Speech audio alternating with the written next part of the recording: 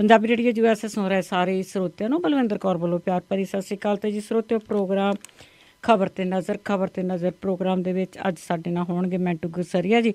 ਦੱਸਣਗੇ ਕਿ ਪੰਜਾਬ ਭਰ ਵਿੱਚ ਜਾਂ ਹੋਰ ਭਾਰਤ ਦੇ ਦੂਸਰੇ ਹਿੱਸਿਆਂ ਦੇ ਵਿੱਚ ਕੀ ਕੁਛ ਹੋ ਰਿਹਾ ਆ, ਉੱਥੇ ਕਿਸ ਤਰ੍ਹਾਂ ਦੀਆਂ ਘਟਨਾਵਾਂ ਵਾਪਰ ਰਹੀਆਂ, ਕੀ ਖਬਰਾਂ ਆ ਰਹੀਆਂ ਨੇ। ਗੱਲਬਾਤ ਕਰਦੇ ਹਾਂ ਮੈਂਟੂ ਗੁਰਸਰੀਆ ਜੀ। ਸਤਿ ਸ਼੍ਰੀ ਅਕਾਲ, ਸਵਾਗਤ ਹੈ ਜੀ। ਜੀ ਸ਼ੁਕਰੀਆ ਜੀ, ਸਾਰਿਆਂ ਨੂੰ ਸਤਿ ਸ਼੍ਰੀ ਅਕਾਲ ਜੀ। ਅਤੇ ਮਿੰਟੂ ਜੀ, ਸਭ ਤੋਂ ਪਹਿਲਾਂ ਜਿਹੜੀ ਇੱਕ ਘਟਨਾ ਵਾਪਰ ਰਹੀ ਹੈ ਇੱਧਰ ਚੇਨਈ ਤੱਟ ਤੇ ਉੱਥੇ ਤੂਫਾਨ ਟਕਰਾਇਆ ਹੋਇਆ ਤੇ ਲੋਕਾਂ ਨੂੰ ਘਰਾਂ 'ਚ ਨਾ ਰਹਿਣ ਦੀ ਹਦਾਇਤ। ਸਾਡੇ ਇੱਥੇ ਕਹਿੰਦੇ ਹੁੰਦੇ ਆ, ਮੁਲਕ ਮਾਈ ਦਾ ਵਸਦਾ, ਕੋਈ ਰੋਂਦਾ ਕੋਈ ਹੱਸਦਾ, ਕਿ ਬਹੁਤ ਅਜੀਬੋ ਗਰੀਬ ਜਿਹੇ ਰੰਗ ਦੇਖਣ ਨੂੰ ਮਿਲ ਰਹੇ ਆ ਮੌਸਮ ਦੇ। ਇੱਕ ਪਾਸੇ ਚੇਨਈ ਦੇ ਵਿੱਚ ਤੂਫਾਨ ਦੀ ਆਹਟ ਹੈ, ਦੂਜੇ ਪਾਸੇ ਗੁਲਮਰਗ ਦੇ ਵਿੱਚ ਬਰਫ਼ਬਾਰੀ ਹੈ, ਤੇ ਉੱਥੇ ਸੈਲਾਨੀ ਹੈ ਜਿਹੜੇ ਬਾਹਰਲੇ ਮੁਲਕਾਂ 'ਚੋਂ ਆ ਕੇ ਸਾਡੇ ਇੱਧਰ ਭਾਰਤ ਦੇ ਕੋਨੇ 'ਚੋਂ ਜਾ ਕੇ ਉਹ ਅਟਕੇਲੀਆਂ ਕਰਦੇ ਪਏ ਆ। ਪਰ ਇੱਥੋਂ ਦੇ ਲੋਕ ਹੈ ਜਿਹੜੇ ਚੇਨਈ ਦੇ ਲੋਕ, ਉਹ ਇਸ ਤੂਫਾਨ ਤੋਂ, ਚੱਕਰਵਰਤੀ ਤੂਫਾਨ ਹੈ ਜਿਹੜਾ, ਇਹਦੇ ਤੋਂ ਤਰਾਹ ਕਰਨ ਡਏ ਆ। ਅੱਜ ਤੜਕੇ ਇਹ ਤੂਫਾਨ ਹੈ ਜਿਹੜਾ ਉਹ ਇਸ ਤੱਟ ਤੇ ਟਕਰਾਉਣ ਦੀ ਉਮੀਦ ਸੀ, ਪਰ ਜਿਹੜਾ ਬਾਅਦ ਦੁਪਹਿਰ ਟਕਰਾਇਆ, ਇਹਦੇ ਵਿੱਚ ਹੁਣ ਤੱਕ ਜੋ ਜਾਨੀ ਨੁਕਸਾਨ ਹੋਇਆ ਉਹਦੇ 'ਚ 2 ਬੰਦਿਆਂ ਦੇ ਮਾਰੇ ਜਾਣ ਦੀ ਖਬਰ ਆ। ਹੋਰ ਵੀ ਕਾਫੀ ਨੁਕਸਾਨ ਹੋਇਆ, ਜਿਸ ਤਰ੍ਹਾਂ ਖੰਭੇ ਟੁੱਟ ਗਏ, ਟਰੱਕ ਵੀ ਕਈ ਥਾਈਂ ਪਲਟ ਗਏ, ਰੁੱਖ ਟੁੱਟ ਗਏ, ਬਹੁਤ ਬੁਰਾ ਹਾਲ ਆ। 150 ਕਿਲੋਮੀਟਰ ਪ੍ਰਤੀ ਘੰਟਾ ਦੀ ਰਫ਼ਤਾਰ ਦੇ ਨਾਲ ਹਵਾ ਚੱਲੀ ਹੈ। ਅੰਦਾਜ਼ਾ ਸਹਿਜੇ ਲਾਇਆ ਜਾ ਸਕਦਾ ਕਿ ਕਿਹੋ ਜਿਹੀ ਸ਼੍ਰੇਣੀ ਦਾ ਇਹ ਤੂਫਾਨ ਸੀਗਾ। ਪਰ ਹੁਣ ਤੱਕ ਜੋ ਰਿਪੋਰਟਾਂ ਨੇ ਉਹਦੇ ਵਿੱਚ ਇਹੀ ਆ ਰਿਹਾ ਕਿ ਇਹ ਤੂਫਾਨ ਹਾਲੇ ਥੰਮਿਆ ਨਹੀਂ। ਇਸ ਤੂਫਾਨ ਦੀ ਤੀਬਰਤਾ ਜਿਹੜੀ ਹੋਰ ਵੀ ਜ਼ਿਆਦਾ ਹੋ ਸਕਦੀ ਹੈ। ਇਸੇ ਮੱਦੇਨਜ਼ਰ ਇਹਨਾਂ ਨੇ ਹੁਣ ਉੱਥੋਂ ਦੇ ਏਅਰਪੋਰਟ ਹੈ ਜਿਹੜੇ ਉਹ ਬੰਦ ਕੀਤੇ ਆ। ਇਸ ਤੋਂ ਇਲਾਵਾ ਸਕੂਲ ਕਾਲਜ ਹੈ ਜਿਹੜੇ ਉਹ ਬੰਦ ਕਰ ਦਿੱਤੇ ਆ। ਹੋਰ ਵੀ ਜਿਹੜੇ ਸਰਕਾਰੀ ਸੰਸਥਾਨ ਹੈ, ਸਰਕਾਰੀ ਅਦਾਰੇ ਆ, ਉਹਨਾਂ ਦੇ ਵਿੱਚ ਵੀ ਛੁੱਟੀ ਦਾ ਐਲਾਨ ਕੀਤਾ। ਇਸ ਸਮੇਂ ਕੁੱਲ ਮਿਲਾ ਕੇ ਚੇਨਈ ਦੇ ਵਿੱਚ ਸਥਿਤੀ ਹੈ ਜਿਹੜੀ ਉਹ ਤੂਫਾਨ ਨੇ ਕਾਫੀ ਅਸਤ ਵਿਅਸਤ ਕੀਤੀ ਹੋਈ ਹੈ। ਹੁਣ ਕੱਲ ਨੂੰ ਪਤਾ ਲੱਗੇਗਾ ਜੀ ਕਿ ਇਹ ਜਿਹੜਾ ਸਵੇਰ ਵਾਲਾ ਸੂਰਜ ਚੜ੍ਹਦਾ ਉਹ ਚੇਨਈ ਵਾਸੀਆਂ ਲਈ, ਤਾਮਿਲਨਾਡੂ ਵਾਸੀਆਂ ਲਈ ਕਿਹੋ ਜਿਹੀ ਖਬਰ ਲੈ ਕੇ ਆਉਂਦਾ। ਪਰ ਹਾਲ ਦੀ ਘੜੀ ਅਸੀਂ ਸੁੱਖ ਹੀ ਸੁੱਖ ਸਕਦੇ ਹਾਂ, ਤੇ ਅਸੀਂ ਵੇਖ ਹੀ ਸਕਦੇ ਹਾਂ ਕਿ ਇਸ ਮੁਲਕ ਦੇ ਵਿੱਚ ਇੱਕੋ ਵਾਰੀ ਕੁਦਰਤ ਹੈ ਜਿਹੜੀ ਉਹ ਕਿੰਨੇ ਰੰਗ ਹੈ ਜਿਹੜੇ ਲੋਕਾਂ ਨੂੰ ਵਿਖਾਉਂਦੀ ਹੈ। ਅਤੇ ਜੀ ਜਿੱਥੇ ਆਪਾਂ ਗੱਲ ਕਰਦੇ ਹਾਂ, ਤੁਸੀਂ ਖਬਰ ਕੀਤੀ ਹੈ ਚੇਨਈ ਤੱਟ ਦੀ, ਉੱਥੇ ਕੁਝ ਕੁ ਲੋਕਾਂ ਨੂੰ ਅਜੇ ਵੀ ਕਈ ਇਲਾਕਿਆਂ ਵਿੱਚੋਂ ਉੱਠਣ ਨੂੰ ਕਹਿ ਦਿੱਤਾ ਗਿਆ ਆ, ਤੇ ਕੁਝ ਕੁ ਲੋਕਾਂ ਨੂੰ ਘਰਾਂ ਵਿੱਚ ਰਹਿਣ ਲਈ ਹੀ ਕਹਿ ਦਿੱਤਾ ਗਿਆ ਆ।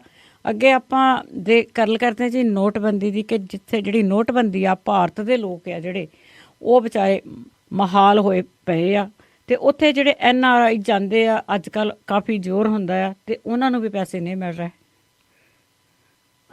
ਨੋਟਬੰਦੀ ਨੇ ਕਾਫੀ ਵੱਡਾ ਫਾਹ ਪਾ ਦਿੱਤਾ ਇਸ ਮੁਲਕ ਦੇ ਆਵਾਮ ਦੇ ਗੱਲ ਦੇ ਵਿੱਚ, ਜਿਹੜਾ ਕਿ ਨਾ ਹੁਣ ਲਿਆ ਜਾ ਰਿਹਾ ਤੇ ਨਾ ਜਿਹੜਾ ਗੱਲ ਦੇ ਵਿੱਚੋਂ ਕੱਢਿਆ ਜਾ ਸਕਦਾ। ਨੋਟਬੰਦੀ ਦੀ ਕਹਾਣੀ ਹੈ ਜਿਹੜੀ ਉਹ ਉੱਥੇ ਦੀ ਉੱਥੇ ਹੀ ਖੜੀ ਹੈ। ਅੱਜ ਵੈਸੇ ਬਹੁਤੇ ਇਲਾਕਿਆਂ ਦੇ ਵਿੱਚ, ਬਹੁਤੇ ਰਾਜਾਂ ਦੇ ਵਿੱਚ ਛੁੱਟੀ ਸੀ। ਪੰਜਾਬ ਦੇ ਵਿੱਚ ਬੈਂਕ ਖੁੱਲੇ, ATM ਵੀ ਖੁੱਲੇ, ਪਰ ਕੰਮਕਾਰ ਹੈ ਜਿਹੜਾ ਉਹ ਇੰਨਾ ਜ਼ਿਆਦਾ ਨਹੀਂ ਹੋਇਆ। ਜਿਨ੍ਹਾਂ ਰਾਜਾਂ ਦੇ ਵਿੱਚ ਤੇ ਛੁੱਟੀ ਸੀ ਉਹਨਾਂ ਦੇ ਵਿੱਚ ਕੱਲ੍ਹ ਨੂੰ ਬੈਂਕ ਖੁੱਲਣਗੇ। ਸ਼ਨੀ, ਐਤ, ਸੋਮਵਾਰ 3 ਦਿਨਾਂ ਤੋਂ ਬਾਅਦ ਜਿਹੜੇ ਬੈਂਕ ਖੁੱਲਣਗੇ ਉੱਥੇ ਤੁਸੀਂ ਆਪ ਹੀ ਅੰਦਾਜ਼ਾ ਲਾ ਲਓ ਕਿ ਮਾਰੋ ਮਾਰ ਹੋਏਗੀ। ਦੂਜੇ ਪਾਸੇ ਜੇ ਆਪਾਂ ਇਸ ਮੁੱਦੇ ਤੇ ਗੱਲ ਕਰੀਏ, ਨੋਟਬੰਦੀ ਦੇ ਮੁੱਦੇ ਤੇ, ਹੁਣ ਤੱਕ 150 ਕਰੋੜ ਰੁਪਈਆ ਜਿਹੜਾ 8 ਨਵੰਬਰ ਤੋਂ ਬਾਅਦ ਨਵੀਂ ਕਰੰਸੀ ਵਾਲਾ ਫੜਿਆ ਜਾ ਚੁੱਕਾ। 150 ਕਰੋੜ ਰੁਪਈਆ ਇੱਕ ਪਾਸੇ ਬਰਾਮਦ ਹੋ ਜਾਣਾ, ਤੇ ਦੂਜੇ ਪਾਸੇ ਆਮ ਲੋਕਾਂ ਦਾ 2000 ਰੁਪਈਏ ਦੇ ਇੱਕ ਨੋਟ ਲਈ ਤਰਸਣਾ, ਇਹ ਬੜਾ ਅਜੀਬੋ ਗਰੀਬ ਜਿਹਾ ਇਤਫਾਕ ਆ। ਹੁਣ ਦੇਖੋ, ਜੇ ਆਪਾਂ ਇਸ ਨੂੰ 2000 ਪ੍ਰਤੀ ਵਿਅਕਤੀ ਇਹਨੂੰ ਵੰਡੀਏ 150 ਕਰੋੜ ਨੂੰ, ਤੇ ਕਿੰਨੇ ਲੱਖ ਲੋਕ ਸੀਗੇ ਜਿਹੜੇ ਉਹ ਇਸ ਵੰਡ ਦਾ ਹਿੱਸਾ ਬਣ ਸਕਦੇ ਸਨ। ਪਰ ਉਹ ਨਿਕਲਿਆ ਕਿੰਨਾ ਲੋਕਾਂ ਕੋਲ? ਚੰਦ ਲੋਕਾਂ ਕੋਲ। ਕੋਈ ਵਕੀਲ ਹੈ, ਕੋਈ ਕਾਰੋਬਾਰੀ ਹੈ, ਕੋਈ ਨੇਤਾ ਹੈ, ਕੋਈ ਇੰਜੀਨੀਅਰ ਹੈ। ਇਸ ਤਰ੍ਹਾਂ ਦੇ ਲੋਕਾਂ ਕੋਲੋਂ, ਕੁਝ ਲੋਕਾਂ ਦੇ ਕੋਲੋਂ ਇਹ ਕੁਬੇਰ ਦੇ ਖਜ਼ਾਨੇ ਆ ਜਿਹੜੇ ਨਿਕਲੇ ਆ। ਦੂਜੇ ਪਾਸੇ ਬੈਂਕਾਂ ਦੇ ਵਿੱਚੋਂ ਇਹਨਾਂ ਨੇ ਸੀਡੀਆਂ ਬਣਾ ਕੇ ਮੰਗਾਈਆਂ ਨੇ। ਮੋਦੀ ਸਾਹਿਬ ਨੇ ਸਪੈਸ਼ਲੀ ਹੁਕਮ ਦਿੱਤੇ ਸਨ। ਉਹਨਾਂ ਹੁਕਮਾਂ ਤੇ ਦੱਸਦੇ ਆ ਕਿ 500 ਬੈਂਕਾਂ ਦੇ ਵਿੱਚ ਸਟਿੰਗ ਆਪਰੇਸ਼ਨ ਹੋਇਆ, ਜਿਹਦੀਆਂ 400 ਸੀਡੀਆਂ ਜਿਹੜੀਆਂ ਉਹ ਮੰਤਰਾਲੇ ਨੂੰ ਗਈਆਂ ਜਾ ਚੁੱਕੀਆਂ। ਉਹਨਾਂ ਦੇ ਵਿੱਚ ਕੀ ਹੈ ਇਹ ਵੀ ਸੋਚਣ ਵਿਚਾਰਨ ਵਾਲੀ ਗੱਲ ਆ। ਦੱਸਦੇ ਲੋਕ ਇਹ ਹੈ ਕਿ ਜਿਸ ਸਮੇਂ ਨੋਟਬੰਦੀ ਹੋਈ 8 ਨਵੰਬਰ ਤੋਂ ਬਾਅਦ, ਉੱਥੇ ਬੈਂਕਾਂ ਦੇ ਵਿੱਚ ਜਿਹੜੇ ਉਹੋ ਜਿਹੀ ਬੁੱਧੀ ਵਾਲੇ ਲੋਕ ਸਨ, ਜਿਹੜੇ ਸਾਊ ਸਲੱਗ, ਬਹੁਤੇ ਜ਼ਿਆਦਾ ਸਾਊ ਸਲੱਗ ਆ, ਉਹਨਾਂ ਨੇ ਫਿਰ ਇੱਕ ਕਾਲੀ ਖੇਡ ਖੇਡੀ। ਦੱਸਦੇ ਆ ਕਿ ਸ਼ੁਰੂਆਤੀ ਦੌਰ ਦੇ ਵਿੱਚ ਜਿਹੜੀਆਂ ਆਈਡੀਆਂ ਆਈਆਂ, ਕਿਉਂਕਿ ਉਹ ਆਈਡੀਆਂ ਜਿਹੜੀਆਂ ਸੀਗੀਆਂ ਉਹ ਕਿਸੇ ਸੌਫਟਵੇਅਰ ਦੇ ਵਿੱਚ ਰਜਿਸਟਰਡ ਨਹੀਂ ਸੀ ਹੋ ਰਹੀਆਂ, ਫੋਟੋ ਕਾਪੀਆਂ ਲਈ ਜਾ ਰਹੀਆਂ ਸੀ। ਜਿਹੜਾ ਵੀ ਕੋਈ ਬੰਦਾ ਆਉਂਦਾ ਪੈਸੇ ਵਟਾਉਣ ਜਾਂ ਪੈਸੇ ਲੈਣ, ਉਹਦੇ ਕੋਲੋਂ ਆਈਡੀ ਲਈ ਜਾਂਦੀ ਸੀ। ਤਾਂ ਉਹ ਆਈਡੀਆਂ ਇਸ ਤਰ੍ਹਾਂ ਜੋੜੀਆਂ ਗਈਆਂ। ਫਿਰ ਉਸ ਤੋਂ ਬਾਅਦ ਕੀ ਹੋਇਆ ਕਿ ਦੂਜੇ ਤੀਜੇ ਦਿਨ ਚੌਥੇ ਦਿਨ ਇਹ ਕਾਲਾ ਮਾਲਾ ਸ਼ੁਰੂ ਹੋ ਗਿਆ ਕਿ ਜਿੰਨੀਆਂ ਵੀ ਆਈਡੀਆਂ ਆਉਂਦੀਆਂ ਸਨ ਸਾਰੇ ਦਿਨ ਦੇ ਵਿੱਚ, ਉਹਦੇ ਵਿੱਚ 200 300 400 ਬੰਦੇ ਨੂੰ ਕੈਸ਼ ਦੇ ਕੇ ਬਾਕੀਆਂ ਨੂੰ ਮੋੜ ਦਿੱਤਾ ਜਾਂਦਾ ਸੀ ਕਿ ਕੈਸ਼ ਹੈ ਨਹੀਂ। ਪਰ ਅਸਲ ਦੇ ਵਿੱਚ ਜਿਹੜੀਆਂ ਆਈਡੀਆਂ ਸੀ ਉਹ ਲਾ ਕੇ ਤੇ ਘਰ ਪੂਰਾ ਕਰ ਲਿਆ ਜਾਂਦਾ ਸੀ। ਤੇ ਕਮਾਲ ਦੀ ਗੱਲ ਤੇ ਇਹ ਵੀ ਹੈ, ਸੁਣਨ ਦੇ ਵਿੱਚ ਜਿਹੜੀ ਆਈ ਹੈ, ਉਹ ਇਹ ਵੀ ਆ ਰਹੀ ਹੈ ਸੁਣਨ ਦੇ ਵਿੱਚ ਕਿ ਬੈਂਕ ਜਿਹੜੇ ਇੱਕ ਦੂਜੇ ਦੇ ਨਾਲ ਉਹ ਆਈਡੀਆਂ ਬਦਲਦੇ ਵੀ ਰਹੇ ਆ। ਮਸਲਨ ਇੱਕ ਬੈਂਕ ਹੈ ਜਿਹੜਾ ਉਹ ਕਿਸੇ ਹੋਰ ਅਦਾਰੇ ਦੇ ਨਾਲ, ਕਿਸੇ ਹੋਰ ਬੈਂਕਿੰਗ ਸੈਕਟਰ ਦਾ, ਪ੍ਰਾਈਵੇਟ ਬੈਂਕਿੰਗ ਸੈਕਟਰ ਦਾ, ਪਰ ਉਹਦਾ ਜਿਹੜਾ ਸਾਈਂ ਖਸਮ ਆ ਉਹ ਦੂਜੇ ਸਰਕਾਰੀ ਸੈਕਟਰ ਦੇ ਬੈਂਕ ਦੇ ਨਾਲ ਰਲਿਆ ਹੋਇਆ, ਤੇ ਦੋਨੇ ਸ਼ਾਮ ਨੂੰ ਇੱਕ ਦੂਜੇ ਦੀਆਂ ਆਈਡੀਆਂ ਜਿਹੜੀਆਂ ਪਲਟਾ ਲੈਂਦੇ ਸਨ। ਇਸ ਤਰ੍ਹਾਂ ਦੱਸਦੇ ਆ ਕਿ ਇਹਨਾਂ ਨੇ ਬਹੁਤ ਸਾਰਾ ਪੈਸਾ ਜਿਹੜਾ ਇੱਧਰ ਉੱਧਰ ਕੀਤਾ। ਹੁਣ ਕਈ ਬੈਂਕ ਅਧਿਕਾਰੀ 30 ਦੇ ਕਰੀਬ ਤੇ ਸਸਪੈਂਡ ਹੀ ਕੀਤੇ ਇਹਨਾਂ ਨੇ। ਕੁਝ ਬੈਂਕ ਦੇ ਅਧਿਕਾਰੀ ਆ ਜਿਹੜੇ ਹੁਣ ਜਾਨ ਬਚਾਉਂਦੇ ਪਏ ਆ। ਪਰ ਦੱਸਦੇ ਲੋਕ ਸਾਰੇ ਇਹੀ ਗੱਲ ਕਰਦੇ, ਇਹੀ ਚਰਚਾ ਕਰਦੇ ਕਿ ਜਿਹੜਾ ਇੰਨਾ ਵੱਡੇ ਪੱਧਰ ਤੇ ਇਹ ਕੈਸ਼ ਨਵੀਂ ਕ੍ਰਾਂਤੀ ਦੇ ਰੂਪ ਚ ਨਿਕਲਿਆ, ਇਹ ਸਾਰਾ ਰਲ ਮਿਲ ਕੇ ਨਿਕਲਿਆ। ਸਾਰੇ ਰਲ ਮਿਲ ਕੇ ਇਸ ਖੇਡ ਨੂੰ ਖੇਡਦੇ ਰਹੇ ਆ। ਹੁਣ ਅੱਗੇ ਚੱਲ ਕੇ ਇਸ ਨੋਟਬੰਦੀ ਤੇ ਇਹਨਾਂ ਕਾਲੇ ਕੁਬੇਰਾ ਤੇ ਕੀ ਥੋੜਾ ਵੱਜਦਾ ਉਹ ਤੇ ਸਮਾਂ ਦੱਸੇਗਾ। ਪਰ ਹਾਲ ਦੀ ਘੜੀ ਨੋਟਬੰਦੀ ਦੀ ਮਾਰ ਹੈ ਜਿਹੜੇ ਇੱਧਰੋਂ ਪ੍ਰਵਾਸੀ ਜਾਂਦੇ ਆ ਉਹਨਾਂ ਲਈ ਵੀ ਬਹੁਤ ਭਾਰੀ ਹੈ। ਇੱਥੇ ਜਿਹੜੇ ਪ੍ਰਵਾਸੀ ਕੋਈ ਮਾੜਾ ਮੋਟਾ ਕੰਮ ਕਾਰ ਕਰਵਾਉਂਦੇ ਆ ਕਿ ਆਪਣੇ ਜਿਨ੍ਹਾਂ ਦੇ ਇੱਧਰ ਪਰਿਵਾਰ ਵੱਸਦੇ ਆ, ਉਹ ਦੱਸਦੇ ਆ ਕਿ ਅਸੀਂ ਜੇ ਕਿਸੇ ਨੂੰ ਪੇਮੈਂਟ ਕਰਨੀ ਹੁੰਦੀ ਹੈ, ਮਸਲਨ ਕੋਈ ਮਿਸਤਰੀ ਲਾਇਆ ਕਰੇ ਤੇ ਸ਼ਾਮ ਨੂੰ ਉਹਨੂੰ ਜਦੋਂ ਕੋਈ ਪੈਸੇ ਦੇਣ ਲੱਗਦੇ, ਸਾਡੇ ਕੋਲ ਲੱਗਦੀ ਤੇ ਹੁੰਦੀ ਨਹੀਂ, ਅਸੀਂ ਕਹਿੰਦੇ ਚੈੱਕ ਲੈ ਜਾ, ਤੇ ਉਹ ਕਹਿੰਦਾ ਮੇਰੇ ਕੋਲ ਅਕਾਊਂਟ ਹੀ ਹੈ ਨਹੀਂ, ਤੇ ਜੇ ਮੇਰੇ ਕੋਲ ਅਕਾਊਂਟ ਆ ਤੇ ਮੇਰੇ ਮਜ਼ਦੂਰਾਂ ਕੋਲ ਹੈ ਨਹੀਂ, ਮੈਂ ਦੱਸੋ ਕਿੱਧਰ ਲੈ ਜਾਵਾਂ। ਸੋ ਇਹੋ ਜਿਹੀਆਂ ਸਮੱਸਿਆ ਬੜੀਆਂ ਨੇ, ਬਹੁਤ ਜ਼ਿਆਦੀਆਂ ਸਮੱਸਿਆਵਾਂ ਨੇ। ਨਰਿੰਦਰ ਮੋਦੀ ਸਾਹਿਬ ਕੱਲ ਰੈਲੀ ਦੇ ਵਿੱਚ ਗਏ, ਯੂਪੀ ਦੇ ਵਿੱਚ ਉਹਨਾਂ ਨੇ ਪਰਿਵਰਤਨ ਰੈਲੀ ਨੂੰ ਸੰਬੋਧਨ ਕੀਤਾ। ਉੱਥੇ ਵੀ ਉਹ ਕਹਿੰਦੇ ਸੀ ਜੀ ਕਿ ਜਿਹੜੇ ਹਾਰੇ, ਜਿਹੜੇ ਨਕਾਰੇ ਲੋਕ ਆ ਉਹ ਵਿਰੋਧ ਕਰਦੇ ਪਏ ਆ। ਪਹਿਲਾਂ ਵੀ ਇਹਨਾਂ ਨੇ ਇਹੋ ਜਿਹੀ ਗੱਲ ਕਹਿ ਦਿੱਤੀ, ਫਿਰ ਕਹਿ ਦਿੰਦੇ ਜੀ ਸੰਸਦ ਦੇ ਵਿੱਚ ਮੈਨੂੰ ਬੋਲਣ ਨਹੀਂ ਦਿੰਦੇ। ਪੁੱਠੀਆਂ ਸਿੱਧੀਆਂ ਗੱਲਾਂ ਜੀਆਂ ਪ੍ਰਧਾਨ ਮੰਤਰੀ ਕਰੀ ਜਾਂਦਾ, ਪਰ ਇਹ ਨਹੀਂ ਦੱਸਦਾ ਕਿ ਇਹ ਜਿਹੜੀ ਸਮੱਸਿਆ ਬਣੀ ਹੋਈ ਹੈ, ਇਹ ਜਿਹੜੀ ਖੇਡ ਖਿਲਰੀ ਹੋਈ, ਨੋਟਬੰਦੀ ਦੀ ਖੇਡ ਖਿਲਰੀ ਹੋਈ ਹੈ, ਇਹ ਕਦੋਂ ਕੁ ਤੱਕ ਸਿਮਟੇਗੀ? ਇਹ ਖਲਾਰਾ ਕਦੋਂ ਕੁ ਤੱਕ ਸਮੇਟ ਲਿਆ ਜਾਏਗਾ? ਕਦੋਂ ਲੋਕਾਂ ਨੂੰ ਰਾਹਤ ਮਿਲੇਗੀ? ਬਸ ਉਹ ਸਿਆਸਤ ਵਾਲੀਆਂ ਗੱਲਾਂ ਨੇ। ਉਧਰ ਵਿਰੋਧੀ ਧਿਰ ਵੀ ਉਹੋ ਜਿਹੀ ਹੈ, ਹਾਕਮ ਧਿਰ ਵੀ ਉਹੋ ਜਿਹੀ ਆ।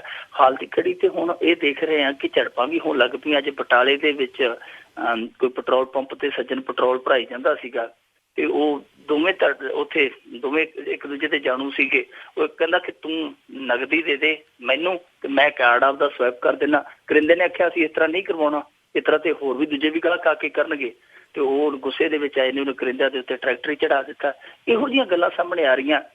ਹਰਿਆਣੇ ਦੇ ਵਿੱਚ ਉੱਥੇ ਇੱਕ ਥਾਂ ਤੇ ਭਵਾਨੀ ਦੇ ਵਿੱਚ ਕੋਈ ਮਾਂ ਯੱਗ ਸੀ, ਉੱਥੇ ਪੰਡਤਾਂ ਨੂੰ ਕੋਈ 80 ਲੱਖ ਰੁਪਈਆ ਕਾਲਾ ਧਨ ਹੀ ਦੇ ਗਿਆ। ਉਹ ਵਿਚਾਰੇ ਚੁੱਕੀ ਫਿਰਦੇ ਆ, ਨਾਲੇ ਰਾਮ ਕਰਦੇ ਫਿਰਦੇ ਆ ਕਿ ਇਹਨਾਂ ਨੂੰ ਹੁਣ ਸੁੱਟੀਏ ਕਿੱਥੇ। ਸੋ ਇਹੋ ਜਿਹੀਆਂ ਜਿਹੜੀਆਂ ਘਟਨਾਵਾਂ, ਇਹੋ ਜਿਹੀਆਂ ਕਹਾਣੀਆਂ, ਇਹੋ ਜਿਹੇ ਕਿੱਸੇ ਨਿਕਲਦੇ ਪਏ ਆ। ਪਰ ਇੱਕ ਚੀਜ਼ ਜਿਹੜੀ ਆ ਉਹ ਨਹੀਂ ਨਿਕਲਦੀ ਪਈ ਕਿ ਉਹ ਕੋਈ ਠੋਸ ਗੱਲ ਉਤੋਂ ਆਵੇ ਜਿਹਦੇ ਆਧਾਰ ਤੇ ਲੋਕ ਮੰਨ ਲੈਣ ਕਿ ਹੁਣ ਇੰਨੇ ਕੁ ਦਿਨਾਂ ਨੂੰ ਸਾਨੂੰ ਰਾਹਤ ਮਿਲ ਜਾਣੀ ਆ। ਜੀ ਤੇ ਅੱਗੇ ਆਪਾਂ ਗੱਲ ਕਰਦੇ ਹਾਂ ਸ਼ਾਹਰੁਖ ਖਾਨ ਦੀ। ਉਸਨੇ ਰਾਜ ਠਾਕਰੇ ਨਾਲ ਮੁਲਾਕਾਤ ਕਰਕੇ ਸਹਿਯੋਗ ਮੰਗਿਆ। ਸਹਿਯੋਗ ਕਾਹਦਾ ਮੰਗਿਆ? ਜੇ ਦੇਸੀ ਭਾਸ਼ਾ ਚ ਆਖੀਏ ਤੇ ਖੈਰਾਤ ਮੰਗੀ ਹੈ ਕਿ ਸਾਡੀ ਫਿਲਮ ਨੂੰ ਰਿਲੀਜ਼ ਹੋ ਜਾਣ ਦਿਓ। ਇਹ ਸ਼ਾਹਰੁਖ ਖਾਨ ਦੀ ਫਿਲਮ ਰਾਈਸ ਹੈ, ਇਹਦਾ ਨਾਂ ਰਹੀਸ। ਅਮੀਰ ਜਿਹਨੂੰ ਕਹਿ ਦਿੰਦੇ ਆ, ਉਹ ਸ਼ਬਦ ਰਾਈਸ ਬੋਲ ਦਿੰਦੇ ਆ। ਰਾਈਸ ਵੈਸੇ ਚਾਵਲਾਂ ਨੂੰ ਕਹਿ ਦਿੰਦੇ ਆ, ਰਹੀਸ ਉਹਨੂੰ ਅਮੀਰ ਨੂੰ ਕਹਿ ਦਿੰਦੇ ਆ। ਰਹੀਸ ਫਿਲਮ ਇਹਨੇ ਨਾਂ ਰੱਖਿਆ, ਲੋਕ ਤੇ ਵੈਸੇ ਹੀ ਕਹਿੰਦੇ ਕਿ ਸਾਡੀਆਂ ਭਾਵਨਾਵਾਂ ਨੂੰ ਭੜਕਾ ਰਿਹਾ ਸ਼ਾਹਰੁਖ ਖਾਨ। ਅਸੀਂ ਤੇ ਕੜਕੀ ਦੇ ਵਿੱਚ, ਅਸੀਂ ਤੇ ਕੰਗਾਲੀ ਦੇ ਵਿੱਚ ਇਹਨੇ ਫਿਲਮ ਦਾ ਨਾਂ ਰਹੀਸ ਰੱਖਿਆ। ਸਾਡੇ ਕੋਲ ਤੇ 2-2000 ਰੁਪਇਆ ਲੈਣ ਲਈ ਵੀ ਜਿਹੜਾ ਬੈਂਕਾਂ ਦੇ ਵਿੱਚ ਪਿਆ, ਸਾਨੂੰ 2-2 ਦਿਨ ਖੜਨਾ ਪੈਂਦਾ। ਇਹ ਸ਼ਾਹਰੁਖ ਖਾਨ ਜਿਹੜਾ ਸੀਗਾ, ਕਰਨ ਜੌਹਰ ਪਹਿਲਾਂ ਜਾ ਕੇ ਮੱਥਾ ਟੇਕਿਆ ਰਾਜ ਠਾਕਰੇ ਨੂੰ, ਇਹ ਅੱਜ ਜਾ ਕੇ ਮੱਥਾ ਟੇਕਿਆ। ਅਸਲ ਦੇ ਵਿੱਚ ਇਹਦੀ ਜਿਹੜੀ ਹੈਰੋਇਨ, ਫਿਲਮ ਦੀ ਹੈਰੋਇਨ ਹੈ, ਉਹ ਮੁਹਤਰਮਾ ਪਾਕਿਸਤਾਨ ਤੋਂ ਆ। ਪਾਕਿਸਤਾਨ ਤੋਂ ਹੋਣ ਕਰਕੇ ਉਹਨੂੰ ਡਰ ਹੈ ਕਿ ਮੇਰੀ ਫਿਲਮ ਦਾ ਵੀ ਵਿਰੋਧ ਨਾ ਕੀਤਾ ਜਾਵੇ। ਕਰਨ ਜੌਹਰ ਦੀ ਫਿਲਮ ਦਾ ਵੀ ਇਹਨਾਂ ਨੇ ਕਿਹਾ ਸੀ ਅਸੀਂ ਵਿਰੋਧ ਕਰਾਂਗੇ। ਇਸ ਤੋਂ ਬਾਅਦ ਕਰਨ ਜੌਹਰ ਦੇ ਨਾਲ ਜਿਹੜਾ ਉਹਦਾ ਇੱਕ ਹੋਰ ਬਣ ਗਿਆ ਸਾਥੀ, ਇਹ ਦੋਏ ਤਿੰਨੇ ਜਾ ਕੇ ਇੱਥੋਂ ਦੇ ਮੁੱਖ ਮੰਤਰੀ, ਮਹਾਰਾਸ਼ਟਰ ਦੇ ਮੁੱਖ ਮੰਤਰੀ ਨੂੰ ਦੇਵੇਂਦਰ ਫੜਨਵੀਸ ਨੂੰ ਆਖਣ ਲੱਗੇ ਕਿ ਭਾਈ ਸਾਡੇ ਨਾਲ ਚੱਲ। ਉਹ ਵਿਚੋਲੀਆ ਬਣ ਗਿਆ, ਉਹ ਜਾ ਕੇ ਉੱਥੇ ਅੱਡੀਆਂ ਰਗੜਾਏ। ਹੁਣ ਉਸੇ ਤਰ੍ਹਾਂ ਤੇ ਸ਼ਾਹਰੁਖ ਖਾਨ ਚਲਾ ਗਿਆ ਰਾਜ ਠਾਕਰੇ ਕੋਲ ਕਿ ਮੇਰੀ ਫਿਲਮ ਹੈ ਜੇ ਚੱਲਣ ਦਿਓ, ਮੈਂ ਗਾਂ ਤੋਂ ਕਿਸੇ ਪਾਕਿਸਤਾਨੀ ਕਲਾਕਾਰ ਨਾਲ ਕੰਮ ਨਹੀਂ ਕਰਦਾ, ਮੈਂ ਕਿਸੇ ਪਾਕਿਸਤਾਨੀ ਹੀਰੋਇਨ ਦੇ ਨਾਲ ਕੰਮ ਨਹੀਂ ਕਰਦਾ। ਇਹੋ ਜਿਹੀਆਂ ਉਹ ਸਮਝੌਤਾਵਾਦੀ ਗੱਲਾਂ ਉੱਥੋਂ ਕਰਕੇ ਆ ਗਿਆ। ਹੁਣ ਦੇਖੋ ਰਾਜ ਠਾਕਰੇ ਹੈ ਜਿਹੜਾ, ਉਹ ਆਪਣੇ ਆਪ ਦੇ ਵਿੱਚ ਉੱਥੇ ਸੁਪਰੀਮ ਸ਼ਕਤੀ ਬਣਿਆ ਫਿਰਦਾ। ਇਹਦਾ ਜਿਹੜਾ ਚਚੇਰਾ ਭਰਾ ਉਧਵ ਠਾਕਰੇ ਉਹ ਕੋਈ ਹੋਰ ਗੱਲ ਕਰਦਾ, ਇਹ ਹੋਰ ਗੱਲ ਕਰਦੇ ਆ। ਮੇਰੇ ਖਿਆਲ ਦੇ ਨਾਲ ਇਹਨਾਂ ਨੂੰ ਨੱਥ ਪਾਉਣ ਦੀ ਜ਼ਰੂਰਤ ਆ। ਦੋਵੇਂ ਭਰਾ ਉੱਥੇ ਬਹੁਤ ਵੱਡੇ ਪੱਧਰ ਤੇ, ਜਿਸ ਤਰ੍ਹਾਂ ਕਹੀਏ ਕਿ ਜਿਵੇਂ ਇੱਕ ਖੌਫ ਪਸਾਰ ਰਹੇ ਆ, ਖਾਸ ਤੌਰ ਤੇ ਫਿਲਮੀ ਜਗਤ ਦੇ ਲੋਕਾਂ ਨਾਲ। ਹੁਣ ਦੇਖੋ ਰਾਜ ਠਾਕਰੇ ਹੈ ਜਿਹੜਾ, ਰਾਜ ਠਾਕਰੇ ਨੇ ਪਹਿਲਾਂ ਇਹਨੂੰ ਕਰਨ ਜੌਹਰ ਨੂੰ ਕਿਹਾ ਕਿ ਤੇਰੀ ਫਿਲਮ ਅਸੀਂ ਤਾਂ ਚੱਲਣ ਦਿਆਂਗੇ ਜੇ ਤੂੰ 5 ਕਰੋੜ ਰੁਪਈਆ ਆਰਮੀ ਫੰਡ ਦੇ ਵਿੱਚ ਦੇਵੇਂ। ਉਹ ਦੇ ਗਿਆ, ਫਸਿਆ ਸੀਗਾ, ਉਹਦੇ ਤੇ ਬੜਾ ਵਿਵਾਦ ਹੋਇਆ। ਹੁਣ ਜਿਸ ਤਰੀਕੇ ਦੇ ਨਾਲ ਸ਼ਾਹਰੁਖ ਖਾਨ ਆਇਆ, ਪਤਾ ਨਹੀਂ ਹੁਣ ਇਹਦੇ ਵਿੱਚ ਕੀ ਅੱਗੇ ਜਾ ਕੇ ਨਿਕਲੇਗਾ ਇਹਨਾਂ ਦੀ ਮੁਲਾਕਾਤ ਦੇ ਵਿੱਚ, ਪਰ ਜਿਸ ਤਰੀਕੇ ਦੇ ਨਾਲ ਇਹ ਸਭ ਕੁਝ ਹੋ ਰਿਹਾ, ਉਹ ਇੱਕ ਸੁਨੇਹਾ ਜਿਹੜਾ ਉਹ ਬਹੁਤ ਗਲਤ ਜਾਂਦਾ ਕਿ ਸੈਂਸਰ ਬੋਰਡ ਦੀ ਫਿਰ ਮਹੱਤਤਾ ਕੀ ਹੈ। ਜਿਹੜੀ ਭਾਰਤ ਸਰਕਾਰ ਵੀਜ਼ਾ ਦਿੰਦੀ ਹੈ ਕਿਸੇ ਮੁਲਕ ਦੇ ਦੂਜੇ ਮੁਲਕ ਦੇ ਕਲਾਕਾਰ ਨੂੰ, ਫਿਰ ਉਹਦੀ ਕੀ ਮਹੱਤਤਾ ਜੇ ਚੱਲਣੀ ਰਾਜ ਠਾਕਰੇ ਦੀ ਹੈ। ਜੇ ਫਿਲਮ ਕਿਸੇ ਨੇ ਰਿਲੀਜ਼ ਹੀ ਜਾ ਕੇ ਉਹਦੇ ਬੂਹੇ ਤੇ ਨੱਕ ਰਗੜ ਕੇ ਕਰਨੀ ਹੈ, ਫਿਰ ਸੈਂਸਰ ਬੋਰਡ ਦਾ ਕੀ ਤੁਕ ਬਣਦਾ? ਸੈਂਸਰ ਬੋਰਡ ਤੋਂ ਉੱਤੇ ਜਿਹੜਾ ਸ਼ਖਸ ਬਣਿਆ ਫਿਰਦਾ, ਜੇ ਉਹਦੀ ਸਿਆਸੀ ਹਸਤੀ ਵੇਖੀਏ, ਸਿਆਸੀ ਹਸਤੀ ਉਹਦੀ ਬਿਲਕੁਲ ਨਾ ਹੋਏ ਬਰੋਬਰ ਆ, ਕਿਉਂਕਿ ਇਹਦਾ ਇੱਕ MLA ਅਸੈਂਬਲੀ ਦੇ ਵਿੱਚ ਇਸ ਸਮੇਂ, ਔਰ ਜੇ ਦੇਖੀਏ ਇਹਦੀ ਪਾਰਟੀ 5ਵੇਂ ਨੰਬਰ ਤੇ ਆ। ਤੇ ਜੇ ਗੱਲ ਕਰਦੇ ਆ, ਇਹ ਸੁਪਰੀਮ ਕੋਰਟ ਨੂੰ ਵੀ ਕਹਿ ਦਿੰਦੇ ਆ ਕਿ ਆਪਦੀ ਹੱਥ 'ਚ ਰਹੋ, ਤੁਸੀਂ ਸਾਡੇ ਮਸਲਿਆਂ ਦੇ ਵਿੱਚ ਦਖਲ ਨਾ ਦਿਓ। ਬਹੁਤ ਸਾਰੀਆਂ ਗੱਲਾਂ, ਬਹੁਤ ਸਾਰੇ ਮਾਮਲਿਆਂ ਦੇ ਵਿੱਚ ਇਹ ਕਾਨੂੰਨ, ਕਾਇਦਾ, ਜੁਡੀਸ਼ਰੀ ਜਾਂ ਜਿਹੜਾ ਸੰਵਿਧਾਨ, ਸਾਰਿਆਂ ਨੂੰ ਤਾਕ ਤੇ ਰੱਖ ਕੇ ਗੱਲਾਂ ਕਰਦੇ ਆ। ਇਸ ਤਰ੍ਹਾਂ ਨਹੀਂ ਹੋਣਾ ਚਾਹੀਦਾ। ਇਹ ਜਿਸ ਤਰ੍ਹਾਂ ਇਹ ਕਰਦੇ ਪਏ ਆ, ਇਹ ਤੋਂ ਜਾਪਦਾ ਇਹ ਹੈ ਕਿ ਇੱਕ ਸਰਕਾਰ ਦਿੱਲੀ ਦੇ ਵਿੱਚ ਚੱਲਦੀ ਹੈ, ਇੱਕ ਸਰਕਾਰ ਮੁੰਬਈ ਦੇ ਵਿੱਚ ਉੱਥੋਂ ਦੀ ਲੋਕਲ ਚੱਲਦੀ ਹੈ, ਪਰ ਇੱਕ ਸਰਕਾਰ ਹੈ ਜਿਹੜੀ ਉਹ ਸਮਾਂਤਰ ਇਹਨਾਂ ਦੇ ਠਾਕਰੇ ਦੇ ਮਹਿਲਾਂ ਦੇ ਵਿੱਚੋਂ ਚੱਲਦੀ ਹੈ। ਜੀ ਜੀ ਬਿਲਕੁਲ, ਕਾਫੀ ਟਾਈਮ ਦੀ ਚੱਲਦੀ ਆ ਜਿਹੜੀ ਉਹ ਸਰਕਾਰ ਵੀ ਚੱਲਦੀ ਆ। ਅਤੇ ਅੱਗੇ ਆਪਾਂ ਗੱਲ ਕਰਦੇ ਆ ਸਾਬਕਾ ਪ੍ਰਧਾਨ ਮੰਤਰੀ ਮਨਮੋਹਨ ਸਿੰਘ ਦੀ, ਤੇ ਉਹਨਾਂ ਤੋਂ ਕੋਈ ਪੁੱਛਗਿੱਛ ਹੋ ਸਕਦੀ ਹੈ? ਸਾਬਕਾ ਪ੍ਰਧਾਨ ਮੰਤਰੀ ਮਨਮੋਹਨ ਸਿੰਘ, ਜਿਨ੍ਹਾਂ ਨੂੰ ਇਹ ਮੌਨ ਸਿੰਘ ਕਿਹਾ ਕਰਦੇ ਸਨ, ਨਰਿੰਦਰ ਮੋਦੀ ਹੋਰੀ ਜੇ ਬੋਲੇ ਆ ਤੇ ਫਿਰ ਉਹਨਾਂ ਨੇ ਇਹਨਾਂ ਨੂੰ ਸਖਤੇ 'ਚ ਪਾ ਦਿੱਤਾ ਕਿ ਮਨਮੋਹਨ ਸਿੰਘ, ਜਿਹਨੂੰ ਇਹ ਮੌਨੀ ਬਾਬਾ ਤੱਕ ਕਹਿ ਦਿੰਦੇ ਸੀਗੇ ਕਿ ਉਹ ਬੰਦਾ ਕਿੰਨਾ ਕੁ ਡੂੰਘਾ ਬੋਲ ਸਕਦਾ ਤੇ ਬੋਲੇ ਦਾ ਅਸਰ ਕਿੰਨਾ ਕੁ ਹੈ। ਸਾਬਕਾ ਪ੍ਰਧਾਨ ਮੰਤਰੀ ਹੋਣ ਦੇ ਨਾਤੇ ਸਾਡੇ ਮੁਲਕ 'ਚ ਉਹਦਾ ਭਾਵੇਂ ਕੋਈ ਵੀ ਅਸਰ ਨਾ ਹੋਵੇ ਉਹਦੇ ਭਾਸ਼ਣ ਦਾ, ਪਰ ਅਰਥ ਸ਼ਾਸਤਰੀ ਹੋਣ ਦੇ ਨਾਤੇ ਸਾਰੇ ਸੰਸਾਰ ਦੇ ਵਿੱਚ ਉਹਦੇ ਬੋਲਾਂ ਦਾ ਅਸਰ ਪੈਂਦਾ। ਜੋ ਰਾਜ ਸਭਾ ਦੇ ਵਿੱਚ ਉਹਨੇ ਗੱਲ ਕਹੀ ਕਿ GDP ਹੈ ਜਿਹੜੀ ਤੁਹਾਡੀ 2% ਡਿੱਗ ਪਏਗੀ, ਤੇ ਉਹ ਦੇਖ ਲਓ RBI ਨੇ ਜਦੋਂ ਪਹਿਲੀ ਸਮੀਖਿਆ ਕੀਤੀ ਉਹਦੇ ਵਿੱਚ ਵੀ ਮੰਨ ਗਏ ਕਿ 0.5% ਹੈ ਜਿਹੜੀ GDP ਡਿੱਗ ਵੀ ਪਈ ਹੈ। ਇਸ ਕਰਕੇ ਮਨਮੋਹਨ ਸਿੰਘ ਦੇ ਭਾਸ਼ਣ ਤੋਂ ਬਾਅਦ ਸਿਆਸੀ ਉਠਕ ਬੈਠ ਕੇ ਜਿਹੜੀ ਉਹ ਬਹੁਤ ਵੱਡੇ ਪੱਧਰ ਤੇ ਵੱਜੀ। ਉਹਨੇ ਨਾਲ ਦੀ ਨਾਲ ਹੀ ਮਨਮੋਹਨ ਸਿੰਘ ਨੇ ਇੱਕ ਬਹੁਤ ਵੱਡੇ ਅਖਬਾਰ ਦੇ ਵਿੱਚ ਲੇਖ ਵੀ ਲਿਖ ਦਿੱਤਾ।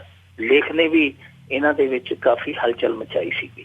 ਹੁਣ ਦੂਜੇ ਪਾਸੇ ਜੇ ਗੱਲ ਕਰੀਏ ਅਗਸਤਾ ਵੇਸਟਲੈਂਡ ਹੈਲੀਕਾਪਟਰ ਖਰੀਦ ਮਾਮਲੇ 'ਚ ਜਿਹੜਾ ਸਾਬਕਾ ਹਵਾਈ ਮੁਖੀ ਗ੍ਰਿਫਤਾਰ ਹੋਇਆ ਸੀ, ਉਸ ਤੋਂ ਬਾਅਦ ਹੁਣ ਇਹ ਚੀਜ਼ ਨਿਕਲ ਕੇ ਆ ਰਹੀ ਹੈ ਕਿ ਹੋ ਸਕਦਾ ਹੈ ਕਿ ਮਨਮੋਹਨ ਸਿੰਘ ਤੋਂ ਪੁੱਛਗਿੱਛ ਕੀਤੀ ਜਾਵੇ, ਕਿਉਂਕਿ CBI ਨੇ ਜਿਵੇਂ ਉਹਦੀ ਗ੍ਰਿਫਤਾਰੀ ਕੀਤੀ ਸਾਬਕਾ ਹਵਾਈ ਮੁਖੀ ਦੀ, ਨਾਲ ਦੀ ਨਾਲ ਇਹ ਕਹਿ ਦਿੱਤਾ ਜੀ ਕਿ ਇਹਦੀਆਂ ਤਾਰਾਂ ਜਿਹੜੀਆਂ ਸਨ ਉਹ PMO ਨਾਲ ਜੁੜੀਆਂ ਸਨ, ਪ੍ਰਧਾਨ ਮੰਤਰੀ ਦੇ ਦਫ਼ਤਰ ਨਾਲ ਜੁੜੀਆਂ ਸਨ। ਉਹਨਾਂ ਨੂੰ ਪਤਾ ਸੀ ਇਸ ਗੱਲ ਦਾ।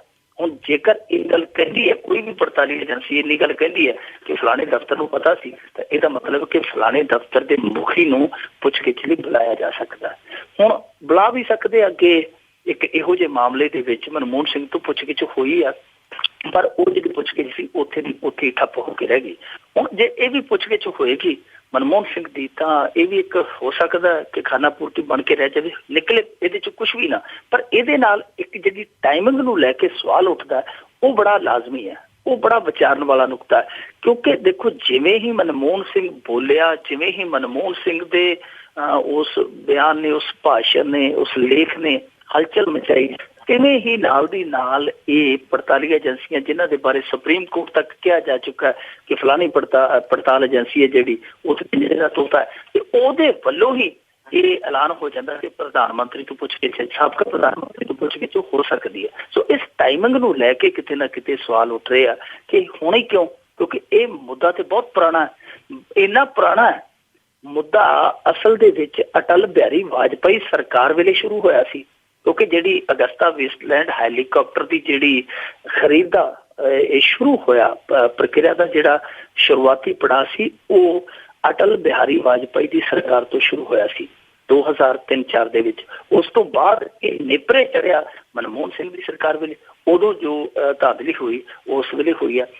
ਹੁਣ ਜੇ ਤਾਰਾਂ ਜੋੜਦੀਆਂ ਹੋਵੇ ਤੇ ਪਿੱਛੇ ਬਹੁਤ ਦੂਰ ਤੱਕ ਜਾ ਸਕਦੀਆਂ, ਪਰ ਇਹ ਤਾਰ ਹੈ ਜਿਹੜੀ ਇਹ ਉਰੇ ਜੋੜਦੇ ਪਏ ਆ, ਇਹਨਾਂ ਦੀ ਸ਼ਾਇਦ ਪਹੁੰਚ ਹੈ ਜਿਹੜੀ ਇਸ ਸਮੇਂ ਉਹ ਵੱਧ ਤੋਂ ਵੱਧ ਮਨਮੋਹਨ ਸਿੰਘ ਤੱਕ ਆ ਕਿ ਕਿਸੇ ਤਰੀਕੇ ਦੇ ਨਾਲ ਮਨਮੋਹਨ ਸਿੰਘ ਨੂੰ ਸੱਦ ਕੇ ਥੋੜਾ ਜਿਹਾ ਇਹ ਜਿਹੜੀ ਰਫਤਾਰ ਹੈ ਮਨਮੋਹਨ ਸਿੰਘ ਦੀ ਲਗਾਤਾਰ ਜਿਹੜੀ ਇਸ ਮੁੱਦੇ ਤੇ, ਨੋਟਬੰਦੀ ਦੇ ਮੁੱਦੇ ਤੇ ਵੱਧਦੀ ਪਈ ਹੈ ਤੇ ਇਹਨਾਂ ਨੂੰ ਬੈਕਫੁੱਟ ਤੇ ਲਿਜਾ ਰਹੀ ਹੈ, ਇਸ ਨੂੰ ਰੋਕਿਆ ਜਾਵੇ। ਇਹ ਸੰਭਾਵਨਾਵਾਂ ਨੇ, ਇਹ ਸਵਾਲ ਨੇ ਜਿਹੜੇ ਇਸ ਸਮੇਂ ਬਹੁਤ ਸਾਰੀਆਂ ਜ਼ੁਬਾਨਾਂ ਦੇ ਚਰਚਾ ਦੇ ਵਿੱਚ ਆ ਕਿ ਮਨਮੋਹਨ ਸਿੰਘ ਨੂੰ ਇਸ ਵੇਲੇ ਉਸ ਵੇਲੇ ਟਾਰਗੇਟ ਕਰਨਾ ਜਦੋਂ ਉਹ ਬਿਲਕੁਲ ਫਰੰਟ ਫੁੱਟ ਤੇ ਆ ਕੇ ਇਹਨਾਂ ਦੀ ਨੋਟਬੰਦੀ ਦੀਆਂ ਧੱਜੀਆਂ ਉਡਾਉਂਦਾ ਪਿਆ। ਉਸ ਸਮੇਂ ਮਨਮੋਹਨ ਸਿੰਘ ਨੂੰ ਬੁਲਾਉਣਾ ਕਿਤੇ ਨਾ ਕਿਤੇ ਹੋ ਸਕਦਾ ਕਿ ਕਿਸੇ ਸਿਆਸੀ ਰਣਨੀਤੀ ਦਾ ਹਿੱਸਾ ਹੋਵੇ। ਜੀ ਬਿਲਕੁਲ, ਗੱਲ ਤਾਂ ਇਹੀ ਲੱਗਦੀ ਹੈ। ਤੇ ਅੱਗੇ ਆਪਾਂ ਗੱਲ ਕਰਦੇ ਹਾਂ, ਜਿਹੜਾ ਇੰਨੀ ਰਾਸ਼ਟਰੀ ਗੀਤ ਲਾਜ਼ਮੀ ਕੀਤਾ ਸੀ ਸਿਨੇਮਾ ਘਰਾਂ ਦੇ ਵਿੱਚ ਤੇ ਉਸ ਦੇ ਸਿਆਪੇ ਪੈਣੇ ਸ਼ੁਰੂ ਹੋਏ। ਇਹ ਰਾਸ਼ਟਰੀ ਗੀਤ ਹੈ ਜਿਹੜਾ ਇਹ ਧੱਕੇ ਦਾ ਕਹਿ ਲਈਏ ਕਿ ਰਾਸ਼ਟਰੀ ਟੌਨਿਕ ਆ, ਰਾਸ਼ਟਰਵਾਦ ਆ, ਜਿਹੜਾ ਜਿੱਦਾਂ ਪਸ਼ੂਆਂ ਨੂੰ ਕਾੜਾ ਪਿਆਇਆ ਜਾਂਦਾ, ਨਹੀਂ ਵੀ ਪੀਂਦੇ ਨਾਲ ਦੇ ਰਾਹੀਂ ਪਿਆ ਦਿੱਤਾ ਜਾਂਦਾ, ਉਹ ਸਾਰਾ ਕੁਛ ਚੱਲਦਾ ਪਿਆ। ਪਰ ਇਹਦੇ ਸਿੱਟੇ ਆ ਜਿਹੜੇ ਉਹ ਨਿਕਲਣੇ ਹੁਣ ਸ਼ੁਰੂ ਹੋ ਗਏ ਆ। ਹਾਲਾਂਕਿ ਸੁਪਰੀਮ ਕੋਰਟ ਦੇ ਵਿੱਚ ਜਿਹੜੀ ਪਹਿਲੀ ਪਟੀਸ਼ਨ ਪਈ ਉਹਦੇ ਤੇ ਤਾਂ ਇਹਨਾਂ ਨੇ ਲਾਜ਼ਮੀ ਕਰ ਦਿੱਤਾ ਕਿ ਸਿਨੇਮੇ ਘਰਾਂ ਦੇ ਵਿੱਚ ਫਿਲਮ ਸ਼ੁਰੂ ਹੋਣ ਤੋਂ ਪਹਿਲਾਂ ਕੌਮੀ ਤਰਾਨਾ ਵੱਜਣਾ ਲਾਜ਼ਮੀ ਹੈ। ਪਰ ਜਦੋਂ ਦੂਜੀ ਪਟੀਸ਼ਨ ਗਈ ਕਿ ਜੀ ਅਦਾਲਤਾਂ ਦੇ ਵਿੱਚ ਵੀ ਕੌਮੀ ਤਰਾਨਾ ਵੱਜਣਾ ਲਾਜ਼ਮੀ ਕਰੋ, ਤੇ ਕਹਿੰਦੇ ਕਿ ਨਹੀਂ ਜੀ ਇਹ ਨਹੀਂ ਹੋ ਸਕਦਾ। ਸਿਨੇਮਾ ਦੇ ਵਿੱਚ ਉਹਨਾਂ ਨੇ ਕਰ ਦਿੱਤਾ। ਚਲੋ ਜੇ ਸੰਵਿਧਾਨ ਸਾਨੂੰ ਅਧਿਕਾਰ ਦਿੰਦਾ, ਹੱਕ ਦਿੰਦਾ, ਤੇ ਫਿਰ ਸੰਵਿਧਾਨ ਦੇ ਨਾਲ ਭਾਵੇਂ ਸਹਿਮਤ ਹੋ ਜਾਂ ਨਹੀਂ ਹੋ ਤਾਂ ਤੁਹਾਨੂੰ ਉਹ ਸੰਵਿਧਾਨ ਨੂੰ ਮੰਨਣਾ ਪਵੇਗਾ। ਸ਼ੁਰੂ ਹੋ ਗਿਆ ਕੰਮ। ਪਰ ਹੁਣ ਇਹਦੇ ਤੋਂ ਸਿਆਪੇ ਵੀ ਸ਼ੁਰੂ ਹੋ ਗਏ ਆ। ਚੇਨਈ ਦੇ ਵਿੱਚ 7 ਬੰਦਿਆਂ ਦੇ ਖਿਲਾਫ ਮੁਕੱਦਮਾ ਦਰਜ ਕਰ ਦਿੱਤਾ ਗਿਆ। ਕਹਿੰਦੇ ਨੇ ਜੀ ਕਿ ਇਹਨਾਂ ਦਾ ਜਿਹੜਾ ਰਵੱਈਆ ਸੀ ਜਦੋਂ ਕੌਮੀ ਤਰਾਨਾ ਵੱਜ ਰਿਹਾ ਸੀ, ਉਹ ਰਵੱਈਆ ਜਿਹੜਾ ਇਹਨਾਂ ਦਾ ਉਹ ਸਹਿਯੋਗ ਵਾਲਾ ਨਹੀਂ ਸੀ। ਇਹਨਾਂ ਦੇ ਵਿੱਚੋਂ ਕਈ ਖੜੇ ਨਹੀਂ ਹੋਏ, ਜੇ ਕੋਈ ਖੜੇ ਹੋਏ ਵੀ ਤੇ ਸਹੀ ਢੰਗ ਨਾਲ ਹੀ ਹੋਏ। 7 ਬੰਦੇ ਤੇ ਪਰਚਾ ਦਰਜ ਕਰ ਦਿੱਤਾ ਗਿਆ। ਇਹ ਨਹੀਂ, ਇੱਥੇ ਇੱਕ ਹੋਰ ਮਾਮਲੇ ਦੇ ਵਿੱਚ ਜਿਹੜਾ ਕਿ ਇਸ ਮਾਮਲੇ ਤੋਂ ਜੁਦਾ, ਉਸ ਮਾਮਲੇ ਦੇ ਵਿੱਚ ਕੁਝ ਵਿਦਿਆਰਥੀਆਂ ਦਾ ਵੀ ਪਰਚਾ ਦਰਜ ਕੀਤਾ ਗਿਆ। ਕਹਿੰਦੇ ਜੀ ਜਦੋਂ ਕੌਮੀ ਤਰਾਨਾ ਚੱਲਦਾ ਪਿਆ ਸੀ ਇਹਨਾਂ ਨੇ ਸੈਲਫੀ ਲਈ ਵਿੱਚ ਖੜ ਕੇ, ਸੋ ਸੈਲਫੀ ਲੈਣ ਕਰਕੇ ਉਹਨਾਂ ਤੇ ਵੀ ਕਾਰਵਾਈ ਹੋ ਰਹੀ ਹੈ। ਇੱਥੋਂ ਤੱਕ ਕਿ 7 ਬੰਦਿਆਂ ਦੇ ਨਾਲ ਕੁੱਟਮਾਰ ਵੀ ਹੋਈ, ਮਾਮਲਾ ਵੀ ਦਰਜ ਹੋਇਆ, ਵਿਦਿਆਰਥੀਆਂ ਨਾਲ ਵੀ ਇਹੋ ਸਲੂਕ ਹੋਇਆ। ਇਹ ਜਿਹੜਾ ਕੁਝ ਚੱਲ ਪਿਆ ਕੰਮ, ਹੁਣ ਇਹਦੇ ਤੋਂ ਡਰ ਇਸ ਗੱਲ ਦਾ ਹੈ ਕਿ ਕੱਲ ਨੂੰ ਕਿਤੇ ਇਹ ਨਾ ਹੋਵੇ ਕਿ ਜਿਹੜੇ ਇਹਨਾਂ ਦੇ RSS ਦੇ ਤੁਰੇ ਫਿਰਦੇ ਆ, ਇਹਨਾਂ ਦੇ ਕਾਰਕੁਨ ਕਿਤੇ ਉਹ ਸਿਨੇਮਾ ਦੇ ਵਿੱਚ ਜਾ ਕੇ ਡਾਂਗਾ ਲੈ ਕੇ ਖੜ ਜਾਣ ਕਿ ਅਸੀਂ ਵਿਹਲੇ ਆ, ਖੜਾ ਕੌਣ ਨਹੀਂ ਹੁੰਦਾ। ਹਾਲਾਂਕਿ ਸੁਪਰੀਮ ਕੋਰਟ ਨੇ ਕੁਝ ਮਾਮਲਿਆਂ 'ਚ ਜਿੱਦਾਂ ਜਿਹੜੇ ਲੋਕ ਅੰਗਹੀਣ ਆ ਉਹਨਾਂ ਨੂੰ ਰਿਆਇਤਾਂ ਦਿੱਤੀਆਂ ਕਿ ਜੇ ਲੋਕ ਨਹੀਂ ਖੜੇ ਹੋ ਸਕਦੇ। ਹਾਲਾਂਕਿ ਪਹਿਲਾਂ ਜਦੋਂ ਉਹਨਾਂ ਨੇ ਹੁਕਮ ਦਿੱਤਾ ਉਦੋਂ ਇਹ ਰਿਆਇਤਾਂ ਵਿੱਚ ਨਹੀਂ ਸਨ। ਪਰ ਜਦੋਂ ਲੋਕਾਂ ਨੇ ਸਵਾਲ ਉਠਾਏ ਕਿ ਜਿਹੜਾ ਬੰਦਾ ਲੱਤਾਂ ਤੋਂ ਆ ਰਹੀ ਹੈ ਉਹ ਕਿਵੇਂ ਖੜਾ ਹੋਏਗਾ, ਫਿਰ ਸੁਪਰੀਮ ਕੋਰਟ ਨੇ ਨਵੀਂ ਗਾਈਡਲਾਈਨ ਜਾਰੀ ਕੀਤੀ ਸੀ ਕਿ ਜਿਹੜਾ ਕੋਈ ਅੰਗਹੀਨ ਹੈ, ਜਿਹੜਾ ਕੋਈ ਖੜਾ ਹੋਣ ਦੇ ਕਾਬਿਲ ਨਹੀਂ, ਉਹਨੂੰ ਇਹ ਨਹੀਂ ਕੋਈ ਛੂਟ ਹੈ ਕਿ ਉਹ ਬੈਠਾ ਰਹਿ ਸਕਦਾ। ਪਰ ਇਹ ਜੇ ਡਾਂਗ ਲੈ ਕੇ ਸਿਨੇਮਾ ਦੇ ਵਿੱਚ ਪਹੁੰਚਣਗੇ ਕਿ ਕਿਹੜਾ ਨਹੀਂ ਖੜਾ ਹੁੰਦਾ, ਅਸੀਂ ਵਿਹਨੇ ਆ, ਤੇ ਫਿਰ ਉਦੋਂ ਪੁਆੜਾ ਪੈ ਸਕਦਾ।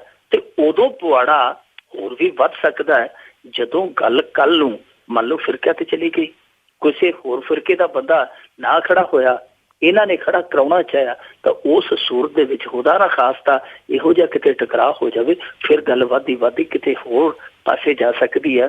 ਇਸ ਤੋਂ ਪਹਿਲਾਂ ਕਿ ਪਾਸੇ ਜਾਈ ਜਾਵੇ, ਕਿਸੇ ਹੋਰ ਪਾਸੇ ਲਿਜਾਈ ਜਾਵੇ ਗੱਲ, ਤਾਂ ਇਸ ਮਾਮਲੇ ਤੇ ਥੋੜਾ ਜਿਹਾ ਧਿਆਨ ਦੇਣ ਦੀ ਜ਼ਰੂਰਤ ਆ। ਦੇਖੋ ਹੁਣ ਇਹਨਾਂ ਨੂੰ ਕੁੱਟ ਦਿੱਤਾ, 7 ਬੰਦਿਆਂ ਨੂੰ ਕੁੱਟਿਆ ਵੀ ਗਿਆ, 6-7 ਨੂੰ ਫਿਰ ਉਹਨਾਂ ਦੇ ਬਾਅਦ ਤੇ ਕਾਰਵਾਈ ਵੀ ਕੀਤੀ ਗਈ। ਜੇ ਤੁਸੀਂ ਕਾਰਵਾਈ ਵੀ ਕਰਨੀ ਆ, ਫਿਰ ਕੁੱਟ ਮਾਰਨ ਦਾ ਅਖਤਿਆਰ ਤੁਹਾਨੂੰ ਕਿਹਨੇ ਦਿੱਤਾ? ਇਸ ਕਰਕੇ ਥੋੜਾ ਜਿਹਾ ਹੁਣ ਇਸ ਪਾਸੇ ਸੋਚਣ ਦੀ ਜ਼ਰੂਰਤ ਆ ਕਿ ਕਿਤੇ ਇਹ ਨਾ ਹੋਵੇ ਸਿਨੇਮੇ ਦੇ ਵਿੱਚ ਲੋਕ ਮਨੋਰੰਜਨ ਕਰਨ ਜਾਂਦੇ ਆ ਤੇ ਉਹ ਮੁੜ ਕੇ ਮਨੋਰੰਜਨ ਕਰਨ ਗਏ ਹਸਪਤਾਲ ਦੇ ਦਰਸ਼ਨ ਕਰ ਆਉਣ ਜਾਂ ਹਸਪਤਾਲ ਦੇ ਨਹੀਂ ਜੇਲ੍ਹ ਦੇ ਦਰਸ਼ਨ ਕਰ ਆਉਣ। ਇਹ ਸਾਰਾ ਕੁਛ ਹੈ ਜਿਹੜਾ ਇਹ ਸੋਚਣ ਵਿਚਾਰਨ ਦਾ ਵਿਸ਼ਾ ਹੈ। ਸੋਚ ਵਿਚਾਰ ਕੇ ਗਾਂ ਤੁਰਨਾ ਪਵੇਗਾ, ਕਿਤੇ ਕੱਲ ਨੂੰ ਕੋਈ ਵੱਡਾ ਨੁਕਸਾਨ ਨਾ ਹੋ ਜਾਵੇ। ਆ ਤਾਂ ਜੀ ਇਹ ਵੀ ਖਦਸ਼ਾ ਹੈ ਕਿ ਜਿਹੜੀ ਸਿਨੇਮਾ ਇੰਡਸਟਰੀ ਆ ਉਹਦਾ ਵੀ ਨੁਕਸਾਨ ਜ਼ਰੂਰ ਹੋਊਗਾ। ਤੇ ਅੱਗੇ ਆਪਾਂ ਦੇਸ਼ ਦੇ ਸਿੱਖਿਆ ਢਾਂਚੇ ਦੀ ਗੱਲ ਕਰਦੇ ਕਿ ਉਸ ਦਾ ਰੱਬ ਹੀ ਰਾਖਾ। ਸਰਕਾਰੀ ਸਕੂਲਾਂ 'ਚ 10 ਲੱਖ ਅਧਿਆਪਕਾਂ ਦੀ ਘਾਟ। ਦੇਖੋ, ਇਹ ਸਰਕਾਰੀ ਸਕੂਲਾਂ ਦੇ ਵਿੱਚ ਜੋ ਇਸ ਸਮੇਂ ਹਾਲ ਆ, ਜੋ ਇਹਨਾਂ ਦਾ ਹਸ਼ਰ ਆ, ਉਹ ਇਸ ਕਰਕੇ ਆ ਕਿਉਂਕਿ ਇਹਨਾਂ ਸਕੂਲਾਂ ਦੇ ਵਿੱਚ ਮੱਧ ਵਰਗ, ਨਿਮਨ ਵਰਗ, ਇਹਨਾਂ ਵਰਗਾਂ ਦੇ ਹੀ ਬੱਚੇ ਪੜ੍ਹਦੇ ਆ। ਜਿਹੜਾ ਉੱਚ ਵਰਗ ਆ ਉਹਨਾਂ ਦੇ ਬੱਚੇ, ਉਹਨਾਂ ਲਈ ਸਿੱਖਿਆ ਦਾ ਢਾਂਚਾ, ਉਹਨਾਂ ਦੇ ਲਈ ਸਕੂਲੀ ਢਾਂਚਾ ਜਿਹੜਾ ਵੱਖਰਾ। ਇਹ ਦੋਵੇਂ ਇੱਕ ਤਰ੍ਹਾਂ ਨਾਲ ਕਹਿ ਲਈਏ ਕਿ ਦੋਵੇਂ ਸਮਾਜ ਵੰਡੇ ਗਏ। ਇੱਕ ਗਰੀਬ ਤਬਕੇ ਦਾ ਸਮਾਜ, ਮੱਧ ਵਰਗੀ, ਔਰ ਦੂਸਰਾ ਜਿਹੜਾ ਆ ਉਹ ਹੈ ਹਾਈ ਸੁਸਾਇਟੀ, ਜਿਹੜੇ ਉੱਚ ਵਰਗ ਦੇ ਲੋਕ ਆ। ਸੋ ਉੱਚ ਵਰਗ ਦੇ ਬੱਚੇ ਆ ਜਿਹੜੇ ਉਹ ਮਹਿੰਗੇ ਸਕੂਲਾਂ 'ਚ ਪੜ੍ਹਦੇ ਆ ਤੇ ਇਸ ਤਰ੍ਹਾਂ ਲੱਗਦਾ ਹੈ ਕਿ ਇਹ ਪਾੜਾ ਇਸੇ ਕਰਕੇ ਵੱਧਦਾ ਜਾ ਰਿਹਾ ਕਿਉਂਕਿ ਜਿਹੜੀ ਨਜ਼ਰੇ ਇਨਾਇਤ ਹੈ ਸਰਕਾਰ ਦੀ ਉਹ ਨਿੱਜੀ ਸਕੂਲਾਂ ਵਾਲੇ ਪਾਸੇ ਆ। ਸਰਕਾਰੀ ਸਕੂਲ ਛੱਡ ਦਿੱਤੇ ਗਏ ਆ ਉਹਨਾਂ ਦੇ ਹਾਲ ਤੇ, ਕਿਉਂਕਿ ਉੱਥੇ ਬੱਚੇ ਜਿਹੜੇ ਗਰੀਬਾਂ ਦੇ ਪੜ੍ਹਦੇ ਆ। ਇਲਾਹਾਬਾਦ ਹਾਈ ਕੋਰਟ ਨੇ ਇਸੇ ਕਰਕੇ ਹੀ 1.5-2 ਸਾਲ ਪਹਿਲਾਂ ਫੈਸਲਾ ਦਿੱਤਾ ਸੀਗਾ ਕਿ ਜਿਹੜਾ ਵੀ ਬੰਦਾ ਸਰਕਾਰੀ ਖਜ਼ਾਨੇ 'ਚ ਤਨਖਾਹ ਲੈਂਦਾ ਉਹਦਾ ਬੱਚਾ ਸਰਕਾਰੀ ਸਕੂਲ 'ਚ ਪੜ੍ਹਨਾ ਚਾਹੀਦਾ। ਉਹ ਬੜਾ ਆਲਾ ਦਰਜੇ ਦਾ ਹੁਕਮ ਸੀਗਾ, ਆਲਾ ਦਰਜੇ ਦਾ ਉਹ ਐਲਾਨ ਸੀਗਾ, ਪਰ ਲਾਗੂ ਕਿਤੇ ਨਹੀਂ ਹੋਇਆ। ਇੱਥੋਂ ਤੱਕ ਕਿ ਯੂਪੀ ਦੇ ਵਿੱਚ ਵੀ ਨਹੀਂ ਹੋ ਸਕਿਆ। ਹੋਰ ਕਈ ਰਾਜਾਂ ਦੇ ਵਿੱਚ ਮੰਗ ਜ਼ਰੂਰ ਉੱਠੀ ਪਰ ਉਹ ਸਾਰਥਕ ਤੌਰ ਤੇ ਕਿਤੇ ਵੀ ਲਾਗੂ ਨਹੀਂ ਹੋ ਸਕੀ। ਉਹਦਾ ਕਾਰਨ ਇਹੋ ਹੀ ਸੀ ਕਿ ਜੇਕਰ ਬਿਊਰੋਕਰੇਟਸ ਦੇ ਬੱਚੇ, ਨੇਤਾਵਾਂ ਦੇ ਬੱਚੇ ਆ, ਜੇ ਉੱਥੇ ਪੜ੍ਹਨਗੇ ਤੇ ਇਹ ਲੋਕ ਆਪੇ ਉਸ ਸਕੂਲੀ ਢਾਂਚੇ ਦਾ ਧਿਆਨ ਰੱਖਣਗੇ, ਪਰ ਅਜਿਹਾ ਨਹੀਂ ਹੋ ਸਕਿਆ।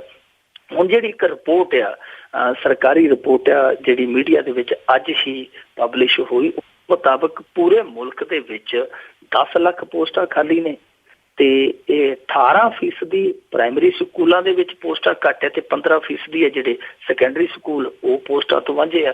ਹੁਣ ਇੰਨੇ ਵੱਡੇ ਪੱਧਰ ਤੇ ਟੀਚਰਾਂ ਦੀ ਘਾਟ ਹੈ ਜਿਹੜੀ ਉਹ ਨਿਸ਼ਚਿਤ ਤੌਰ ਤੇ ਪੜ੍ਹਾਈ ਨੂੰ ਪ੍ਰਭਾਵਿਤ ਕਰਦੀ ਹੈ।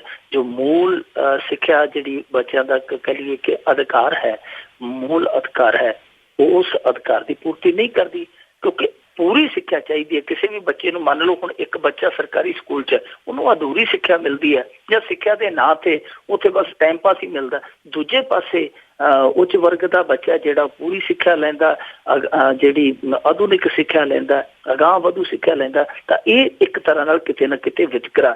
ਇਸ ਮਾਮਲੇ ਦੇ ਵਿੱਚ ਦੱਸਦੇ ਆ ਕਿ ਜਿਹੜਾ ਝਾਰਖੰਡ ਆ ਉਹ ਸਾਰਿਆਂ ਤੋਂ ਉੱਤੇ ਆ ਤੇ ਉੱਥੇ ਇਸ ਸਮੇਂ ਸਿਰਫ 30% ਟੀਚਰ ਹੈ ਜਿਹੜੇ ਉਹ ਪੋਸਟਾਂ ਤੇ 70% ਪੋਸਟਾਂ ਖਾਲੀ ਨੇ। ਇਸ ਤੋਂ ਬਾਅਦ ਬਿਹਾਰ ਦਾ ਨੰਬਰ ਆਉਂਦਾ, ਗੁਜਰਾਤ ਦਾ ਨੰਬਰ ਆਉਂਦਾ, ਉੱਤਰ ਪ੍ਰਦੇਸ਼ ਦਾ ਨੰਬਰ ਆਉਂਦਾ ਹੈ। ਸਾਡਾ ਪੰਜਾਬ ਵੀ ਇਸ ਲਿਸਟ ਦੇ ਵਿੱਚ ਹੈ, ਪਰ ਹਾਲਾਂਕਿ ਪੰਜਾਬ ਦੇ ਵਿੱਚ ਹਜ਼ਾਰਾਂ ਅਸਾਮੀਆਂ ਖਾਲੀ ਨੇ ਟੀਚਰਾਂ ਦੀਆਂ, ਪਰ ਬਾਵਜੂਦ ਇਸ ਤੇ ਇਹ ਪੰਜਾਬ ਹੈ ਜਿਹੜਾ ਉਹ ਇਸ ਸੂਚੀ ਦੇ ਵਿੱਚ ਕਾਫੀ ਥੱਲੇ ਆ। ਉਹਦਾ ਕਾਰਨ ਇਹ ਕਿ ਇਹਨਾਂ ਨੇ ਭਰਤੀਆਂ ਕੀਤੀਆਂ, ਭਾਵੇਂ ਠੇਕੇ ਤੇ ਰੱਖੇ ਅਧਿਆਪਕ, ਇੱਕ ਵਾਰੀ ਇਹਨਾਂ ਨੇ ਜੁਗਾੜ ਦੇ ਨਾਲ ਇਹ ਢਾਂਚਾ ਰੇੜਿਆ ਹੋਇਆ, ਪਰ ਦੂਜੇ ਸਟੇਟਾਂ ਦੇ ਵਿੱਚ ਹਾਲ ਬਹੁਤ ਬੁਰਾ। ਹੁਣ ਜੇ ਇਸ ਹਾਲ ਨੂੰ ਨਾ ਸੰਭਾਲਿਆ ਗਿਆ ਤੇ ਫਿਰ ਬਹੁਤ ਹੀ ਜ਼ਿਆਦਾ ਸਾਡੇ ਸਮਾਜ ਲਈ ਇਹ ਜਿਹੜਾ ਵਿਤਕਰਾ ਹੈ, ਪਾੜਾ ਹੈ, ਖੱਪਾ ਹੈ, ਉਹ ਘਾਤਕ ਹੋ ਜਾਏਗਾ। ਘਾਤਕ ਇਸ ਕਰਕੇ ਕਿਉਂਕਿ ਜਿਸ ਤਰ੍ਹਾਂ ਦੀ ਨੀਤ ਜਾਪਦੀ ਹੈ, ਹਾਕਮਾਂ ਦੀ ਨੀਤ ਜਾਪਦੀ, ਉਹ ਤੋਂ ਇਸ ਤਰ੍ਹਾਂ ਜਾਪਦਾ ਹੈ ਕਿ ਜਿਸ ਤਰ੍ਹਾਂ ਜਿਹੜੇ ਵੱਡੇ ਸਕੂਲ ਹੈ, ਨਿੱਜੀ ਸਕੂਲ ਹੈ, ਮਹਿੰਗੇ ਸਕੂਲ ਹੈ, ਉਹਨਾਂ ਦੇ ਵਿੱਚੋਂ ਉਹ ਓਨੇ ਕੁ ਬਾਬੂ ਤਿਆਰ ਕਰ ਰਹੇ ਆ ਜਿੰਨਿਆਂ ਕੁ ਦੇ ਨਾਲ ਦੇਸ਼ ਚਲਾਇਆ ਜਾ ਸਕਦਾ। ਤੇ ਜਿਹੜੇ ਆ 55% ਮੁਲਕ ਦੇ ਬੱਚੇ ਸਰਕਾਰੀ ਸਕੂਲਾਂ 'ਚ ਪੜ੍ਹਦੇ ਆ, ਇਹ ਉਹਨਾਂ ਬਾਬੂਆਂ ਲਈ ਗੁਲਾਮ ਤਿਆਰ ਕੀਤੇ ਜਾ ਰਹੇ ਆ। ਫਿਰ ਇਹਦੇ ਤੋਂ ਮੈਸੇਜ ਇਹੋ ਜਾਂਦਾ ਹੈ, ਇਸ ਧਾਰਨਾ ਨੂੰ ਬਦਲਣ ਲਈ ਸਰਕਾਰੀ ਸਕੂਲਾਂ ਵੱਲ ਤਵੱਜੋ ਦੇਣ ਦੀ ਜ਼ਰੂਰਤ ਆ। ਅੱਜ ਜੀ ਦੇਖਦੇ ਹਾਂ ਜੀ ਤਵੱਜੋ ਦਿੱਤੀ ਜਾਂਦੀ ਕਿ ਨਹੀਂ। ਅਸੀਂ ਸਰਕਾਰੀ ਸਕੂਲਾਂ ਦੇ ਪੜ੍ਹੇ ਹੋਏ ਹਾਂ ਪਰ ਉਹ ਹਾਲਾਤ ਜਿਹੜੇ ਆ ਬਦਲ ਗਏ ਆ। ਅੱਗੇ ਆਪਾਂ ਸੁਖਬੀਰ ਬਾਦਲ ਦੀ ਗੱਲ ਕਰੀਏ, ਉਹਨਾਂ ਨੇ ਜਲ ਬੱਸ ਤੇ ਚਲਾਈ ਆ ਪਰ ਨਾਲ ਨਾਲ ਵਿਰੋਧੀਆਂ ਨੂੰ ਵੀ ਕੋਸਿਆ। ਦੇਖੋ, ਜਲ ਬੱਸ ਚਲਾਈ ਹੈ ਤੇ ਫਿਰ ਵਿਰੋਧੀਆਂ ਨੂੰ ਕੋਸਿਆ, ਇਹ ਤੇ ਥੋੜੀ ਜਿਹੀ ਗੱਲ ਜਿਹੜੀ ਆ ਉਹ ਜਰਨੀ ਪਵੇਗੀ ਕਿਉਂਕਿ ਸੁਖਬੀਰ ਸਿੰਘ ਬਾਦਲ ਨੇ ਜਿੰਨੀਆਂ ਗੱਲਾਂ ਸਹੀਆਂ, ਜਿੰਨੀਆਂ ਅੱਜ ਕਹੀਆਂ, ਉਹਦੇ ਮੁਕਾਬਲੇ ਤੇ ਮੇਰੇ ਖਿਆਲ ਦੇ ਨਾਲ ਕੁਛ ਵੀ ਨਹੀਂ। ਸੁਖਬੀਰ ਸਿੰਘ ਬਾਦਲ ਨੇ ਜਲ ਬੱਸ ਦਾ ਐਲਾਨ ਕੀ ਕਰ ਦਿੱਤਾ, ਉਦੋਂ ਬਾਅਦ ਇੰਨੇ ਚੁਟਕਲੇ ਬਣੇ 5-7 ਕਿਤਾਬਾਂ ਛਾਪੀਆਂ ਜਾ ਸਕਦੀਆਂ ਸਨ। ਤੇ ਅੱਜ ਜਦੋਂ ਉਹਨੇ ਆਪਣੀ ਕਹੀ ਗੱਲ ਤੇ ਫੁੱਲ ਚੜਾ ਦਿੱਤੇ, ਫਿਰ ਉਹਨੇ ਥੋੜੇ ਜਿਹੇ ਦੂਜਿਆਂ ਨੂੰ ਫੁੱਲ ਪਾਉਣੇ ਹੀ ਸਨ। ਉਹਨੇ ਅੱਜ ਆਖਿਆ ਕਿ ਭਾਈ ਐ ਕਰੋ, ਬੈਗ ਬੰਨ ਲਓ ਆਪਦੇ, ਜਿੰਨੇ ਵਿਰੋਧੀ ਆ ਪੰਜਾਬ ਚੋਂ ਬਾਹਰ ਚਲੇ ਜਾਓ। ਨਾਲ ਹੀ ਉਹਨੇ ਕਹਿ ਦਿੱਤਾ, ਨਾਲੇ ਤਾਂ ਕਹਿੰਦਾ ਕਿ ਬੈਗ ਲੈ ਜਾਓ ਤੇ ਬਾਹਰ ਚਲੇ ਜਾਓ, ਕਿਉਂਕਿ ਮੈਂ ਆਪਦੀ ਗੱਲ ਕਈ ਪੂਰੀ ਕਰ ਦਿੱਤੀ। ਨਾਲੇ ਕਹਿੰਦਾ ਕਿ ਜੇ ਝੂਟੇ ਲੈਣੇ ਆ, ਚਾਹੇ ਕੋਈ ਟੋਪੀ ਵਾਲਾ ਹੋਵੇ, ਚਾਹੇ ਕੈਪਟਨ ਅਮਰਿੰਦਰ ਸਿੰਘ ਹੋਵੇ, ਆ ਜੇ ਮੇਰੇ ਨਾਲ ਬਹਿ ਜੇ, ਮੈਂ ਉਹਨੂੰ ਝੂਟੇ ਵੀ ਦੇਊਂਗਾ, ਉਹਨੂੰ ਬੱਸ ਦੇ ਵਿੱਚ ਘੁਮਾਊਂਗਾ ਵੀ। ਤੇ ਬੀਬੀ ਭੱਠਲ ਦੂਜੇ ਪਾਸੇ ਉਹ ਤਪੀ ਪਈ ਸੀ। ਵੈਸੇ ਵੀ ਉਹਨਾਂ ਦੀ ਤੇ ਸੂਚੀ ਦਾ ਜਿਹੜਾ ਕਲੇਸ਼ ਪਿਆ ਹੋਇਆ, ਉਹਦੇ ਤੋਂ ਉਹ ਥੋੜੇ ਜਿਹੇ ਆਪਸ ਦੇ ਵਿੱਚ ਵੀ ਖਫਾ ਨੇ। ਉਹਨੇ ਗੁੱਸਾ ਰੱਜ ਕੇ ਕੱਢਿਆ। ਉਹ ਕਹਿੰਦੀ ਕਿ ਇਹ ਐਵੇਂ ਅੱਗੇ ਕਹਿੰਦਾ ਸੀਗਾ ਕਿ ਮੈਂ ਮੈਟਰੋ ਚਲਾਉਣੀ ਹੈ, ਲੁਧਿਆਣੇ ਮੈਟਰੋ ਚਲਾਉਣੀ ਹੈ, ਉਹ ਚੱਲੀ ਨਹੀਂ ਇੱਥੋਂ। ਤੇ ਮੁੜ ਕੇ ਇਲੈਕਸ਼ਨ ਨੇੜੇ ਆ ਗਿਆ, ਲੋਕੀ ਰੌਲਾ ਪਾਉਂਦੇ ਸੀ ਇਹਨੇ ਕੀਤਾ ਕੀ, ਇਹਨੇ ਕੀ ਕੀਤਾ। ਕਹਿੰਦੀ ਉੱਥੇ ਪੀਪਾ ਜਿਹਾ ਰੱਖਤਾ, ਥੱਲੇ ਬੇੜੀ ਹੈ, ਤੇ ਉਹਨੂੰ ਰੁੜੀ ਫਿਰਦਾ, ਐਵੇਂ ਝੂਠ ਬੋਲਦਾ। ਬੀਬੀ ਭੱਠਲ ਇਹੋ ਜਿਹੀਆਂ ਗੱਲਾਂ ਕਰਦੀ ਪਈ ਆ। ਪਰ ਅੱਜ ਫੇਸਬੁੱਕ ਤੇ ਵੀ ਰੱਜ ਕੇ ਗੁੱਸਾ ਕੱਢਿਆ ਛੋਟੀ ਸਰਕਾਰ ਨੇ। ਸੁਖਬੀਰ ਸਿੰਘ ਬਾਦਲ ਨੇ ਆਖਿਆ, ਉਹਨੇ ਆਖਿਆ ਕਿ ਆਲੋਚਨਾ ਕਰਨੀ ਸੀ ਕੋਈ ਢੰਗ ਦੀ ਕਰਦੇ। ਮੈਂ ਜਦੋਂ ਐਲਾਨ ਕੀਤਾ ਸੀ ਉਦੋਂ ਇਹਨਾਂ ਨੇ ਕਿਹਾ ਗੱਪਿਆ। ਮੈਂ ਜਦੋਂ ਇਸ ਪ੍ਰੋਜੈਕਟ ਦਾ ਨੀਂਹ ਪੱਥਰ ਰੱਖ ਦਿੱਤਾ ਉਦੋਂ ਵੀ ਇਹਨਾਂ ਨੇ ਆਲੋਚਨਾ ਕੀਤੀ, ਚੁਟਕਲੇ ਬਣਾਏ। ਮੈਂ ਜਦੋਂ ਇਸ ਬੱਸ ਨੂੰ ਲੈ ਆਂਦਾ ਹੁਣ ਉਦੋਂ ਵੀ ਚੁਟਕਲੇ ਬਣ ਰਹੇ। ਜਦੋਂ ਅਸੀਂ ਬੱਸ ਦਾ ਸਫਲਤਾਪੂਰਵਕ ਟਰਾਇਲ ਕਰ ਲਿਆ, ਲੋਕ ਉਦੋਂ ਵੀ ਆਲੋਚਨਾ ਕਰੀ ਜਾਂਦੇ, ਤੇ ਆਲੋਚਨਾ ਜਿਹੜੀ ਹੈ ਬੜੀ ਨੀਵੇਂ ਪੱਧਰ ਦੀ ਕਰੀ ਜਾਂਦੇ ਆ। ਇਹਦੇ ਵਿੱਚ ਕੋਈ ਸ਼ੱਕ ਨਹੀਂ, ਕੋਈ ਦੋ ਰਾਏ ਨਹੀਂ ਕਿ ਆਲੋਚਨਾ ਦਾ ਮਿਆਰ ਹੈ ਜਿਹੜਾ ਉਹ ਇਕੱਲਾ ਪੰਜਾਬ 'ਚ ਨਹੀਂ, ਪੂਰੇ ਭਾਰਤ ਦੇ ਵਿੱਚ ਹੀ ਉਹ ਥੱਲੇ ਨੂੰ ਜਾ ਰਿਹਾ। ਇੱਕ ਦੂਜੇ ਦੀ ਪਹਿਲੀ ਤੇ ਗੱਲ ਹੈ, ਆਲੋਚਨਾ ਕੋਈ ਸੁਣ ਕੇ ਨਹੀਂ ਰਾਜੀ। ਜੇ ਕੋਈ ਕਰਦਾ ਵੀ ਹੈ ਕਿਸੇ ਦੀ ਆਲੋਚਨਾ, ਉਹ ਹੁੰਦੀ ਇੰਨੇ ਡੂੰਘੇ ਪੱਧਰ ਦੀ, ਇੰਨੇ ਛੋਟੇ ਪੱਧਰ ਦੀ ਹੈ ਕਿ ਉਸਨੂੰ ਆਲੋਚਨਾ ਆਖਣਾ ਵੀ ਆਲੋਚਨਾ ਦੀ ਤੋਹੀਨ ਹੁੰਦੀ ਹੈ। ਇਹ ਸੁਖਬੀਰ ਸਿੰਘ ਬਾਦਲ ਨੇ ਅੱਜ ਕੁਝ ਗੱਲਾਂ ਕਹੀਆਂ ਤੇ ਨਾਲ ਇਹ ਆਖਿਆ ਮੈਂ ਜੋ ਕਹਿਣਾ ਹੁੰਦਾ ਮੈਂ ਕਰ ਦਿੰਦਾ। ਤੇ ਨਾਲ ਉਹਨੇ ਇਹ ਹਵਾਲਾ ਦਿੱਤਾ ਕਿ ਜੀ ਇਹ ਸਾਡਾ ਕੋਈ ਰਾਜਨੀਤਿਕ ਪ੍ਰੋਪੇਗੰਡਾ ਨਹੀਂ, ਇਹ ਟੂਰਿਸਟ ਨੂੰ ਜਿਹੜਾ ਆਕਰਸ਼ਿਤ ਕਰਨ ਲਈ, ਟੂਰਿਜ਼ਮ ਨੂੰ ਵਧਾਵਾ ਦੇਣ ਲਈ ਅਸੀਂ ਇਹ ਚੀਜ਼ਾਂ ਜਿਹੜੀਆਂ ਕਰਦੇ ਪਏ ਹਾਂ। ਇਹ ਗੱਲ ਦੇ ਵਿੱਚ ਕੋਈ ਸ਼ੱਕ ਨਹੀਂ ਕਿ ਆਪਣੀ ਅੜੀ ਪਗਾਉਣ ਲਈ ਸੁਖਬੀਰ ਸਿੰਘ ਬਾਦਲ ਕਿਤੋਂ ਵੀ ਚਲਾ ਜਾਂਦਾ। ਸੀਮੈਂਟਡ ਸੜਕਾਂ ਕਿਹਾ ਸੀ ਇਹਨੇ, ਤੇ ਸੀਮੈਂਟਡ ਸੜਕਾਂ ਬਣਾਈਆਂ ਵੀ, ਇਹਦੇ ਵਿੱਚ ਕੋਈ ਸ਼ੱਕ ਨਹੀਂ, ਕੋਈ ਦੋ ਰਾਏ ਨਹੀਂ। ਪਾਣੀ ਬੱਸ ਕਹੀ ਸੀ, ਜਲ ਬੱਸ ਕਹੀ ਸੀ, ਇਹਨੇ ਚਲਾ ਵੀ ਦਿੱਤੀ ਹੈ। ਪਰ ਜੋ ਇਹ ਕਹਿੰਦੇ ਆ ਨਾ ਕਿ ਹਵਾਲਾ ਦਿੰਦੇ ਆ, ਅਸੀਂ ਜੀ ਟੂਰਿਜ਼ਮ ਨੂੰ ਵਧਾਵਾ ਦੇਣ ਲਈ ਇਹ ਕਰਦੇ ਹਾਂ, ਉਹ ਕਰਦੇ ਹਾਂ, ਪਰ ਇਹ ਅਸਲ ਦੇ ਵਿੱਚ ਸੱਚ ਨਹੀਂ, ਹਕੀਕਤ ਨਹੀਂ। ਟੂਰਿਜ਼ਮ ਦੇ ਬੜੇ ਵਧੀਆ ਪੁਆਇੰਟ ਸਨ ਪੰਜਾਬ ਦੇ ਵਿੱਚ। ਮਾਧੋਪੁਰ ਸੀਗਾ, ਇੱਕ ਨੀਲੋ ਨਹਿਰ ਜਿਹਨੂੰ ਨੀਲੋ ਪੁਲ ਦੇ ਤੌਰ ਤੇ ਜਾਣਿਆ ਜਾਂਦਾ, ਉਹ ਸੀਗਾ। ਹੋਰ ਪੰਜਾਬ ਦੇ ਵਿੱਚ ਇਸ ਤਰ੍ਹਾਂ ਦੇ 9-10 ਦੇ ਕਰੀਬ ਟੂਰਿਜ਼ਮ ਪੁਆਇੰਟ ਸਨ ਜਿਨ੍ਹਾਂ ਤੇ ਪੈਸਾ ਵੀ ਖਰਚਿਆ ਗਿਆ। ਪੈਸਾ ਹੁਣ ਪਤਾ ਨਹੀਂ ਉਹਨਾਂ ਤੇ ਖਰਚਿਆ ਗਿਆ ਜਾਂ ਉਹਨਾਂ ਦੀ ਦੇਖ ਰੇਖ ਵਾਲਿਆਂ ਤੇ ਖਰਚਿਆ ਗਿਆ, ਇਹ ਪਤਾ ਨਹੀਂ, ਪਰ ਪੈਸਾ ਵੀ ਉਹਨਾਂ ਤੇ ਖਰਚਿਆ ਗਿਆ। ਉਹ ਜਿਹੜੇ ਟੂਰਿਜ਼ਮ ਪੁਆਇੰਟ ਸੀਗੇ ਜਿਹੜੇ, ਉਹ ਬਾਵਜੂਦ ਇਸ ਦੇ ਖਤਮ ਹੋ ਗਏ। ਸੋ ਮੇਰੇ ਖਿਆਲ ਦੇ ਨਾਲ ਠੀਕ ਆ, ਉਹਨਾਂ ਨੂੰ ਹੱਕ ਹੈ ਸੁਖਬੀਰ ਸਿੰਘ ਬਾਦਲ ਹੋਰਾਂ ਨੂੰ, ਉਹ ਆਲੋਚਕਾਂ ਨੂੰ ਆਪਦੇ, ਕਿਉਂਕਿ ਜੇ ਉਹ ਆਲੋਚਨਾ ਸਹਿੰਦੇ ਆ, ਇਸ ਗੱਲ ਦੇ ਵਿੱਚ ਅਕਾਲੀ ਨੰਬਰ 1 ਆ ਕਿ ਇਹਨਾਂ ਜਿੰਨੀ ਆਲੋਚਨਾ ਕੋਈ ਨਹੀਂ ਸਹਿੰਦਾ। ਜੇ ਇਹਨਾਂ ਨੇ ਸਹੀ ਹੈ ਤੇ ਦੂਜਿਆਂ ਦੀ ਆਲੋਚਨਾ ਕਰ ਵੀ ਸਕਦੇ ਆ, ਪਰ ਜੇ ਸੱਚਮੁੱਚ ਟੂਰਿਜ਼ਮ ਵਾਲੇ ਪਾਸੇ ਤੁਰ ਪੈਂਦੇ ਜਾਂ ਹੁਣ ਵੀ ਤੁਰ ਪੈਣ ਪੂਰੀ ਇੱਛਾ ਸ਼ਕਤੀ ਦੇ ਨਾਲ, ਤਾਂ ਮੇਰੇ ਖਿਆਲ ਦੇ ਨਾਲ ਇਹ ਪੰਜਾਬ ਦਾ ਹਿਤਕਾਰੀ ਹੈ। ਇਹ ਪੰਜਾਬ ਦੇ ਲਈ ਕੋਈ ਇਹੋ ਜਿਹੀ ਗੱਲ ਨਹੀਂ ਕਿ ਪੰਜਾਬ ਦੇ ਲਈ ਇਹ ਸਮੱਸਿਆ ਉਲਟੀ ਖੜੀ ਹੋਏਗੀ। ਇਹ ਤੇ ਇੱਕ ਵਧੀਆ ਚੀਜ਼ ਆ, ਪਰ ਰੌਲਾ ਫਿਰ ਨੀਤੀ ਤੇ ਨੀਤ ਦਾ ਹੈ। ਦੋਵਾਂ ਨੂੰ ਠੀਕ ਕਰਕੇ ਤੁਰਿਆ ਜਾਵੇ ਤਾਂ ਹੀ ਗੱਲ ਬਣਦੀ ਹੈ। ਜੀ ਜੀ ਬਿਲਕੁਲ। ਜੇ ਨੀਤ ਹੁਣ ਵੀ ਠੀਕ ਹੋ ਜਾਏ, ਕੁਛ ਨਹੀਂ ਵਿਗੜਿਆ। ਤਾਂ ਅੱਗੇ ਆਪਾਂ ਅਖੀਰਲਾ ਮੇਰਾ ਸਵਾਲ ਹੈ ਕਿ ਜੀ ਜੈ ਲਲਿਤਾ ਦੇ ਸੋਗ 'ਚ 500 ਦੇ ਕਰੀਬ ਲੋਕਾਂ ਦੀ ਜਾਨ ਜਾਣ ਦਾ ਦਾਵਾ। ਦੇਖੋ, ਬੀਬੀ ਜੈ ਲਲਿਤਾ ਦਾ ਰੁਤਬਾ ਬਹੁਤ ਵੱਡਾ ਸੀ, ਇਹਦੇ ਵਿੱਚ ਕੋਈ ਸ਼ੱਕ ਨਹੀਂ, ਕੋਈ ਦੋ ਰਾਏ ਨਹੀਂ। ਬੜੀ ਹਰਮਨ ਪਿਆਰੀ ਨੇਤਾ ਸੀ ਬੀਬੀ ਜੈ ਲਲਿਤਾ, ਔਰ ਉਹਦੇ ਚਾਹੁਣ ਵਾਲੇ ਜਿਸ ਤਰੀਕੇ ਦੇ ਨਾਲ ਉਹ ਹਸਪਤਾਲ ਦੇ ਵਿੱਚ ਦਾਖਲ ਸੀ ਤੇ ਬਾਹਰ ਯੱਗ ਕਰਦੇ ਪਏ ਸਨ, ਦੁਆਵਾਂ ਕਰਦੇ ਪਏ ਸਨ, ਵਿਲਕਦੇ ਪਏ ਸਨ, ਇਹੋ ਜਿਹਾ ਦ੍ਰਿਸ਼ ਅਜੋਕੀ ਰਾਜਨੀਤੀ ਦੇ ਵਿੱਚ ਮੇਰੇ ਖਿਆਲ ਦੇ ਨਾਲ ਇਕੱਲਾ ਤਮਿਲਨਾਡੂ ਦੇ ਵਿੱਚ ਵੇਖਿਆ ਜਾ ਸਕਦਾ, ਹੋਰ ਕਿਤੋਂ ਅੱਜ ਤੱਕ ਇਸ ਰਾਜਨੀਤੀ ਦੇ ਵਿੱਚ ਜੋ ਅੱਜ ਦੀ ਅਜੋਕੀ ਰਾਜਨੀਤੀ ਹੈ ਉਹਦੇ 'ਚ ਦਿਸਦਾ ਨਜ਼ਰ ਨਹੀਂ ਆਉਂਦਾ।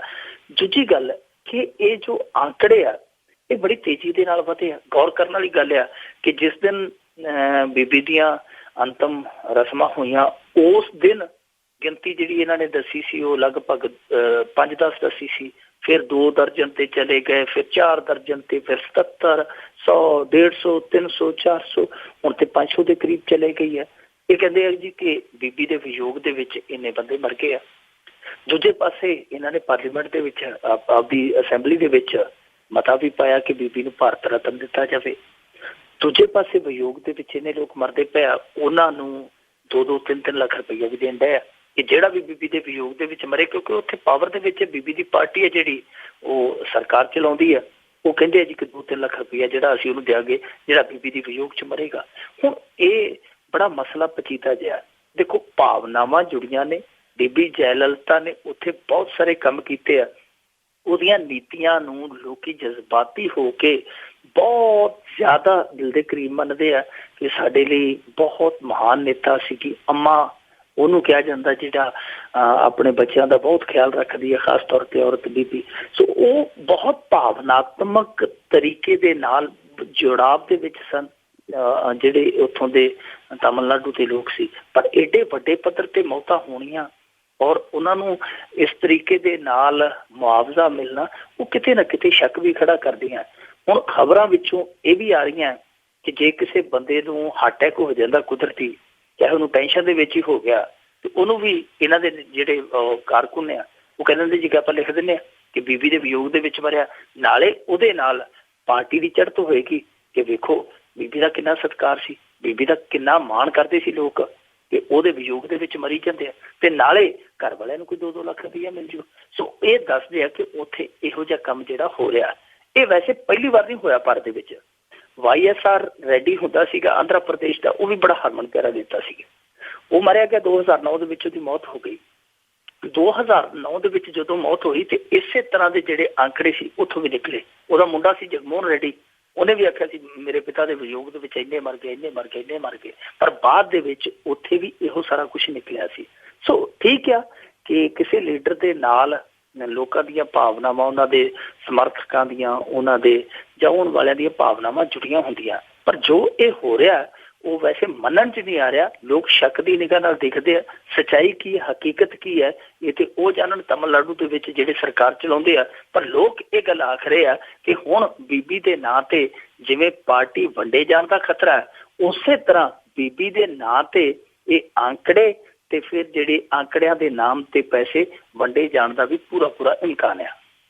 ਜੀ ਬਿਲਕੁਲ, ਬਹੁਤ ਬਹੁਤ ਧੰਨਵਾਦ ਮਿੰਟੂ ਗੁਰਸਰੀਆ ਜੀ। ਜੀ ਸ਼ੁਕਰੀਆ, ਬਹੁਤ ਬਹੁਤ ਧੰਨਵਾਦ ਜੀ ਇਹਨਾਂ ਦਾ। ਹੁਣ ਬਲਵਿੰਦਰ ਕੌਰ ਵੱਲੋਂ ਵੀ ਆਪ ਸਭ ਨੂੰ ਹੀ ਅਗਲੇ ਬੁਲਟਨ ਤੱਕ ਪਿਆਰ ਭਰੀ ਸਤਿ ਸ੍ਰੀ ਅਕਾਲ।